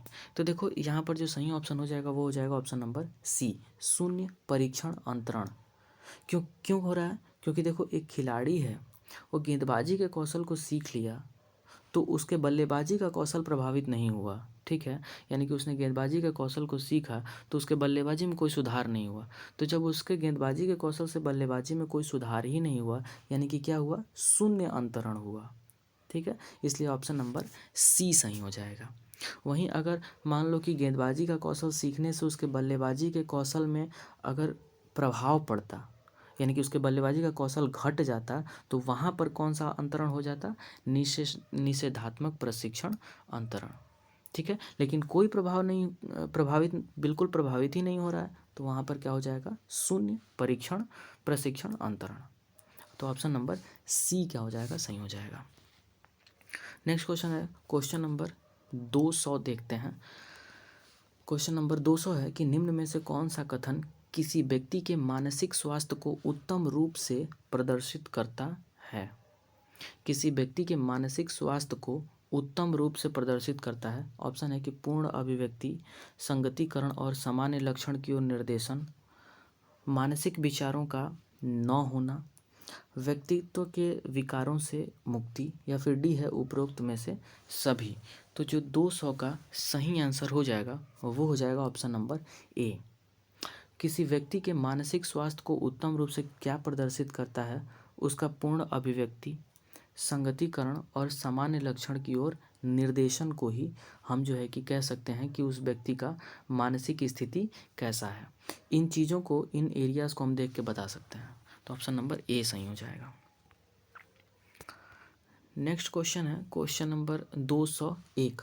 अब देखिए 200 प्लस प्रश्नों को हम इसमें 100 प्लस प्रश्नों को हम कवर कर रहे हैं। ठीक है, तो नेक्स्ट क्वेश्चन देखते हैं। 201वां प्रश्न क्या कह रहा है, कह रहा है कि फ्रायड, पियाजे एवं अन्य मनोवैज्ञानिकों ने व्यक्तित्व विकास की विभिन्न अवस्थाओं के संदर्भ में व्याख्या की है, परंतु पियाजे ने, ठीक है, ऑप्शन है कि कहा कि विकास की अवस्थाएं वातावरण से निर्धारित होती हैं, कहा कि शैशवावस्था के अनुभव ही अधिक प्रभावित करते हैं, बाकी अवस्थाओं के सीमित प्रभाव होते हैं, सी है कि विभिन्न अवस्थाओं को समझाने के लिए संज्ञानात्मक बदलाव के बारे में कहा, या फिर डी है उपरोक्त में से कोई नहीं। तो देखो यहाँ पर ऑप्शन जो सी है वो ज़्यादा सही है पियाजे के बारे में। कह रहा है कि फ्रायड, पियाजे और अन्य मनोवैज्ञानिक व्यक्तित्व की विभिन्न अवस्थाओं के बारे में संदर्भ में व्याख्या तो करते हैं, लेकिन पियाजे किसके बारे में व्याख्या करते हैं? तो जो पियाजे हैं वो संज्ञानात्मक बदलाव, संज्ञानात्मक विकास के बारे में बताते हैं। तो जो ऑप्शन नंबर सी है वो क्या हो जाएगा? सही हो जाएगा। नेक्स्ट क्वेश्चन है क्वेश्चन नंबर 202। देखते हैं, गिलफोर्ड ने अभिसारी चिंतन पद का प्रयोग किसके समान अर्थ में किया है? ऑप्शन है बुद्धि, सृजनात्मकता, बुद्धि एवं सृजनात्मकता, या फिर इनमें से कोई नहीं। तो इसका जो सही आंसर हो जाएगा वो हो जाएगा सृजनात्मकता। ठीक है, यहाँ पर एक शब्द है अभिसारी चिंतन। इसका मतलब समझना बहुत ज़रूरी है। देखिए, अभिसारी चिंतन का मतलब होता है जब आप मुक्त अंत तरीके से सोचते हैं। अब इसका क्या अर्थ है? जैसे कि आपकी सोच सीमित जब नहीं होती है उसको कहते हैं अभिसारी चिंतन। जैसे आप, एक होता है, देखिए, एक होता है अपसारी चिंतन, एक होता है अपसारी चिंतन, ठीक है, और एक होता है अभिसारी चिंतन। अपसारी चिंतन वाला जो बच्चा है, यानी कि जिस बच्चे में अपसारी चिंतन होगा वो क्या करेगा वो समझिए। पहले डिफरेंस से ही आप समझ सकते हैं। अपसारी चिंतन करने वाले बच्चे को अगर आप कहेंगे कि इस फॉर्मूले को प्रूफ करो, एक फार्मूला है उसको प्रूफ करने के लिए कहेंगे, तो वो सारे स्टेप वाइज स्टेप को जो है कि प्रूफ करेगा और याद कर लेगा कि कैसे हमको प्रूफ करना है। उसमें का क्यों कि वो का क्यों कैसे वो लगाने नहीं जाएगा। वो सिर्फ क्या करेगा, इसको प्रूफ करना है वो प्रूफ कर देगा। वो सारे जो है कि स्टेप को याद कर लेगा। ये किस में है? अपसारी चिंतन में। लेकिन वहीं अगर किसी बच्चे में अभिसारी चिंतन है, उसको आप कोई फॉर्मूला दे रहे हैं प्रूफ करने के लिए, कह रहे हैं कि इस फॉर्मूले को प्रूफ करो कि आखिर ए प्लस बी का होल स्क्वायर बराबर A square plus B square plus 2ab क्यों आया, तो वो पहले कहेगा कि इसको प्रूफ ही क्यों करना है। ठीक है, पहले तो वो सवाल वो ये पूछेगा, फिर वो ये पूछेगा कि ए है ही क्या, पहले तो ये बताओ। ठीक है, यानी कि वो ये कहेगा कि इसकी ज़रूरत ही क्यों पड़ी। तो वो क्या करेगा, वो बहुत ही, वो ये नहीं कि सिर्फ मिल गया तो उसको प्रूफ कर लिया फिर उस स्टेप्स को याद कर लिया। वो उसके पीछे के स्टोरी को क्या क्यों कैसे को वो लगा के पढ़ना जो है कि चाहेगा। ठीक है, तो ये जो है कि डिफरेंस होता है अपसारी और अभिसारी चिंतन में, ये बात याद रखिएगा। ठीक है, तो इसलिए यहाँ पर जो है कि अभिसारी चिंतन अगर वो बच्चा कर रहा है तो उसके में क्या है? सृजनात्मकता है। सृजनात्मकता जिसके अंदर होती है वो क्या करता है, जैसे कि कहानियाँ लिखेगा, ठीक है, गद्य पद्य लिखता है, जिसके अंदर सृजनात्मकता होती है। वो क्या करता है, अपनी सोच का सृजन करता है और तब उससे कुछ चीज़ों को वो बनाता है। यानी कि कहने का मतलब कि इस प्रकार के जो बच्चे होते हैं वो खुद कंस्ट्रक्ट करते हैं अपने नॉलेज का। तो इसलिए ऑप्शन नंबर बी सही हो जाएगा। क्वेश्चन नंबर 203 देखते हैं कि निम्न में से कौन सा रुचि के बारे में सत्य नहीं है? ऑप्शन है कि रुचियाँ जन्मजात और अर्जित दोनों होती हैं, रुचियाँ समय के अनुसार बदलती रहती हैं, रुचियाँ योग्यताओं एवं अभिक्षमताओं से संबंधित नहीं होती, रुचियाँ व्यवहार में आकर्षण एवं विकर्षण से प्रतिबिंब नहीं हैं। तो यहाँ पर जो सही ऑप्शन हो जाएगा वो हो जाएगा ऑप्शन नंबर डी। आपसे कह रहा है कि रुचि के बारे में कौन सा कथन सत्य नहीं है, तो रुचि के बारे में यही कथन सत्य नहीं है कि कह रहा है कि रुचियाँ व्यवहार में आकर्षण एवं विकर्षण के प्रतिबिंब नहीं होती हैं, जबकि होती हैं। तो इसलिए जो ऑप्शन नंबर बी हो जाएगा, डी हो जाएगा, वो हो जाएगा 203 का डी ऑप्शन सही हो जाएगा। नेक्स्ट क्वेश्चन देखते हैं, क्वेश्चन नंबर 204 है कि व्यक्ति एवं बुद्धि के में वंशानुक्रम की नाम मात्र की भूमिका है, महत्वपूर्ण भूमिका है, अपूर्वानुमेय भूमिका है, या फिर आकर्षण भूमिका है। तो बुद्धि एवं व्यक्ति एवं बुद्धि में वंशानुक्रम की नाम मात्र की भूमिका है, खासा भूमिका नहीं होती है। क्यों? क्योंकि आप अगर किसी, आपका मान लीजिए कि वंशानुक्रम बहुत अच्छा है, आप बहुत बड़े जो है कि आपके पिताजी बहुत बड़े वैज्ञानिक थे, ठीक है, तो आपको जो वंशानुक्रम मिला वो तो बहुत ही अच्छा मिला, लेकिन क्या इसका कोई रिलेशन है कि आप भी एक अच्छे व्यक्ति बन जाएं या फिर आपकी भी बुद्धि बहुत अच्छी हो जाए? हाँ, ऐसा तो हो नहीं सकता। तो क्योंकि मान लो कि एक साइंटिस्ट है, उसका बच्चा लो आईक्यू लेवल का भी तो पैदा हो सकता है कि नहीं? तो इसलिए इसका नाम मात्र की भूमिका होती है, बहुत ही कम भूमिका होती है, खासा भूमिका नहीं होती। नेक्स्ट क्वेश्चन है क्वेश्चन नंबर 205, देखते हैं कि जिन इच्छाओं की पूर्ति नहीं होती उनका भंडार गृह निम्न में से कौन सा है। ऑप्शन है कि इदम, अहम, परा अहम या फिर इदम एवं अहम। ठीक है, तो इसका जो सही आंसर हो जाएगा वो हो जाएगा जिनकी उनका भंडार गृह कौन सा होता है, जिनकी पूर्ति नहीं होती वो होता है इदम। ठीक है, यहाँ पर ध्यान रखिएगा, इसको थोड़ा सा हम नेक्स्ट वीडियो में अच्छे से कवर कर लेंगे 205 प्रश्नों को एक बार और, क्योंकि इसको डिटेल तरीके से मैं समझा दूंगा कि इदम अहम और परा अहम किस प्रकार एक व्यक्ति में काम करता है। ठीक है, अभी के लिए आप सिर्फ ये जानिए कि जिन इच्छाओं की पूर्ति नहीं होती है उनका भंडार गृह होता है इदम। ठीक है, नेक्स्ट क्वेश्चन है क्वेश्चन नंबर 106, और जो कि आज का सबसे अंतिम प्रश्न है। प्रश्न है कि रक्षा तंत्र बहुत सहायता करता है किसमें, हिंसा से निपटने में, दबाव से निपटने में, थकान से निपटने में या फिर अजनबियों से निपटने में। तो जो 206 का सही ऑप्शन हो जाएगा वो हो जाएगा ऑप्शन नंबर बी, दबाव से निपटने में। ठीक है, किसी भी रक्षा तंत्र का हम कब प्रयोग करते हैं, जब हम किसी दबाव में होते हैं तभी हम क्या करते हैं, रक्षात्मक युक्ति का प्रयोग करते हैं। ठीक है, जैसे कि हम आए, मान लीजिए कि कहीं पढ़ने गए घर छोड़ के, ठीक है, और हमारा पढ़ाई में अच्छा रिजल्ट नहीं आया। ठीक है, तो अब हमारे, लेकिन सवाल तो उतने ही आएंगे कि क्या हुआ क्या हुआ। ठीक है, तो यहाँ पे हम क्या करते हैं, रक्षात्मक युक्ति का प्रयोग करते हैं। रक्षात्मक युक्ति का प्रयोग करेंगे कि हमारे साथ वाले का पता है आईएएस में सिलेक्शन हो गया। ठीक है, तो इस प्रकार की रक्षात्मक युक्तियों का हम प्रयोग करते हैं। तो वो हम कब करते हैं, दबाव से निपटने के लिए, जो हमारे पे दबाव आएगा सवालों का, उससे निपटने के लिए हम रक्षात्मक युक्ति का प्रयोग करते हैं, रक्षा तंत्र का प्रयोग करते हैं। ठीक है, तो ये था कुछ आज 100 प्लस प्रश्नों का ये एक वीडियो। ठीक है, कल हमने 100 प्लस प्रश्न जिक्र किए थे, आज भी हमने 100 प्लस प्रश्न जिक्र कर लिए। ऐसे ही अब हमने 206 प्रश्न कर लिए हैं। ठीक है, अगर आप इसके पहले के 100 प्रश्न के वीडियो नहीं देखे हैं तो इसी चैनल पे आपको मिल जाएगा, आप चैनल चेकआउट करिए और वीडियोस देखिए, काफ़ी इंपॉर्टेंट है। आपको ज़रूर ये 900 प्लस प्रश्नों का जो सीरीज़ है, इस पूरे बुक में 900 क्वेश्चन है जिनको हम ऐसे ही डिटेल तरीके से कवर करेंगे। आपको ज़रूर ये देखने चाहिए, मुझे लगता है कि आपका मैक्सिमम कॉन्सेप्ट भी क्लियर होगा और आपको प्रैक्टिस करने से एक कॉन्फिडेंस भी होगा कि आप क्वेश्चन जैसे मैं पढ़ रहा हूँ आप भी पढ़ रहे हैं और आप खुद का एक आंसर मार्क करना फिर मैं बता रहा हूँ। तो इसलिए आपको ये प्रैक्टिस सेशन करना बहुत ही इंपॉर्टेंट है। आप इन सारे 900 प्लस प्रश्नों की प्रैक्टिस करें, आपको एग्ज़ाम में बहुत बेनिफिशियल होगा। ये मेरा वर्ड है, आपको ये दावा है। तो ऐसे ही नेक्स्ट वीडियो में हम मिलेंगे 100 प्लस प्रश्नों के साथ। ठीक है, तो ऐसे ही पढ़ते रहें, खुश रहें, और अगर आपको वीडियो पसंद आता है तो आप चैनल को सब्सक्राइब करना और वीडियो को लाइक करना बिल्कुल ना भूलें। बहुत बहुत धन्यवाद।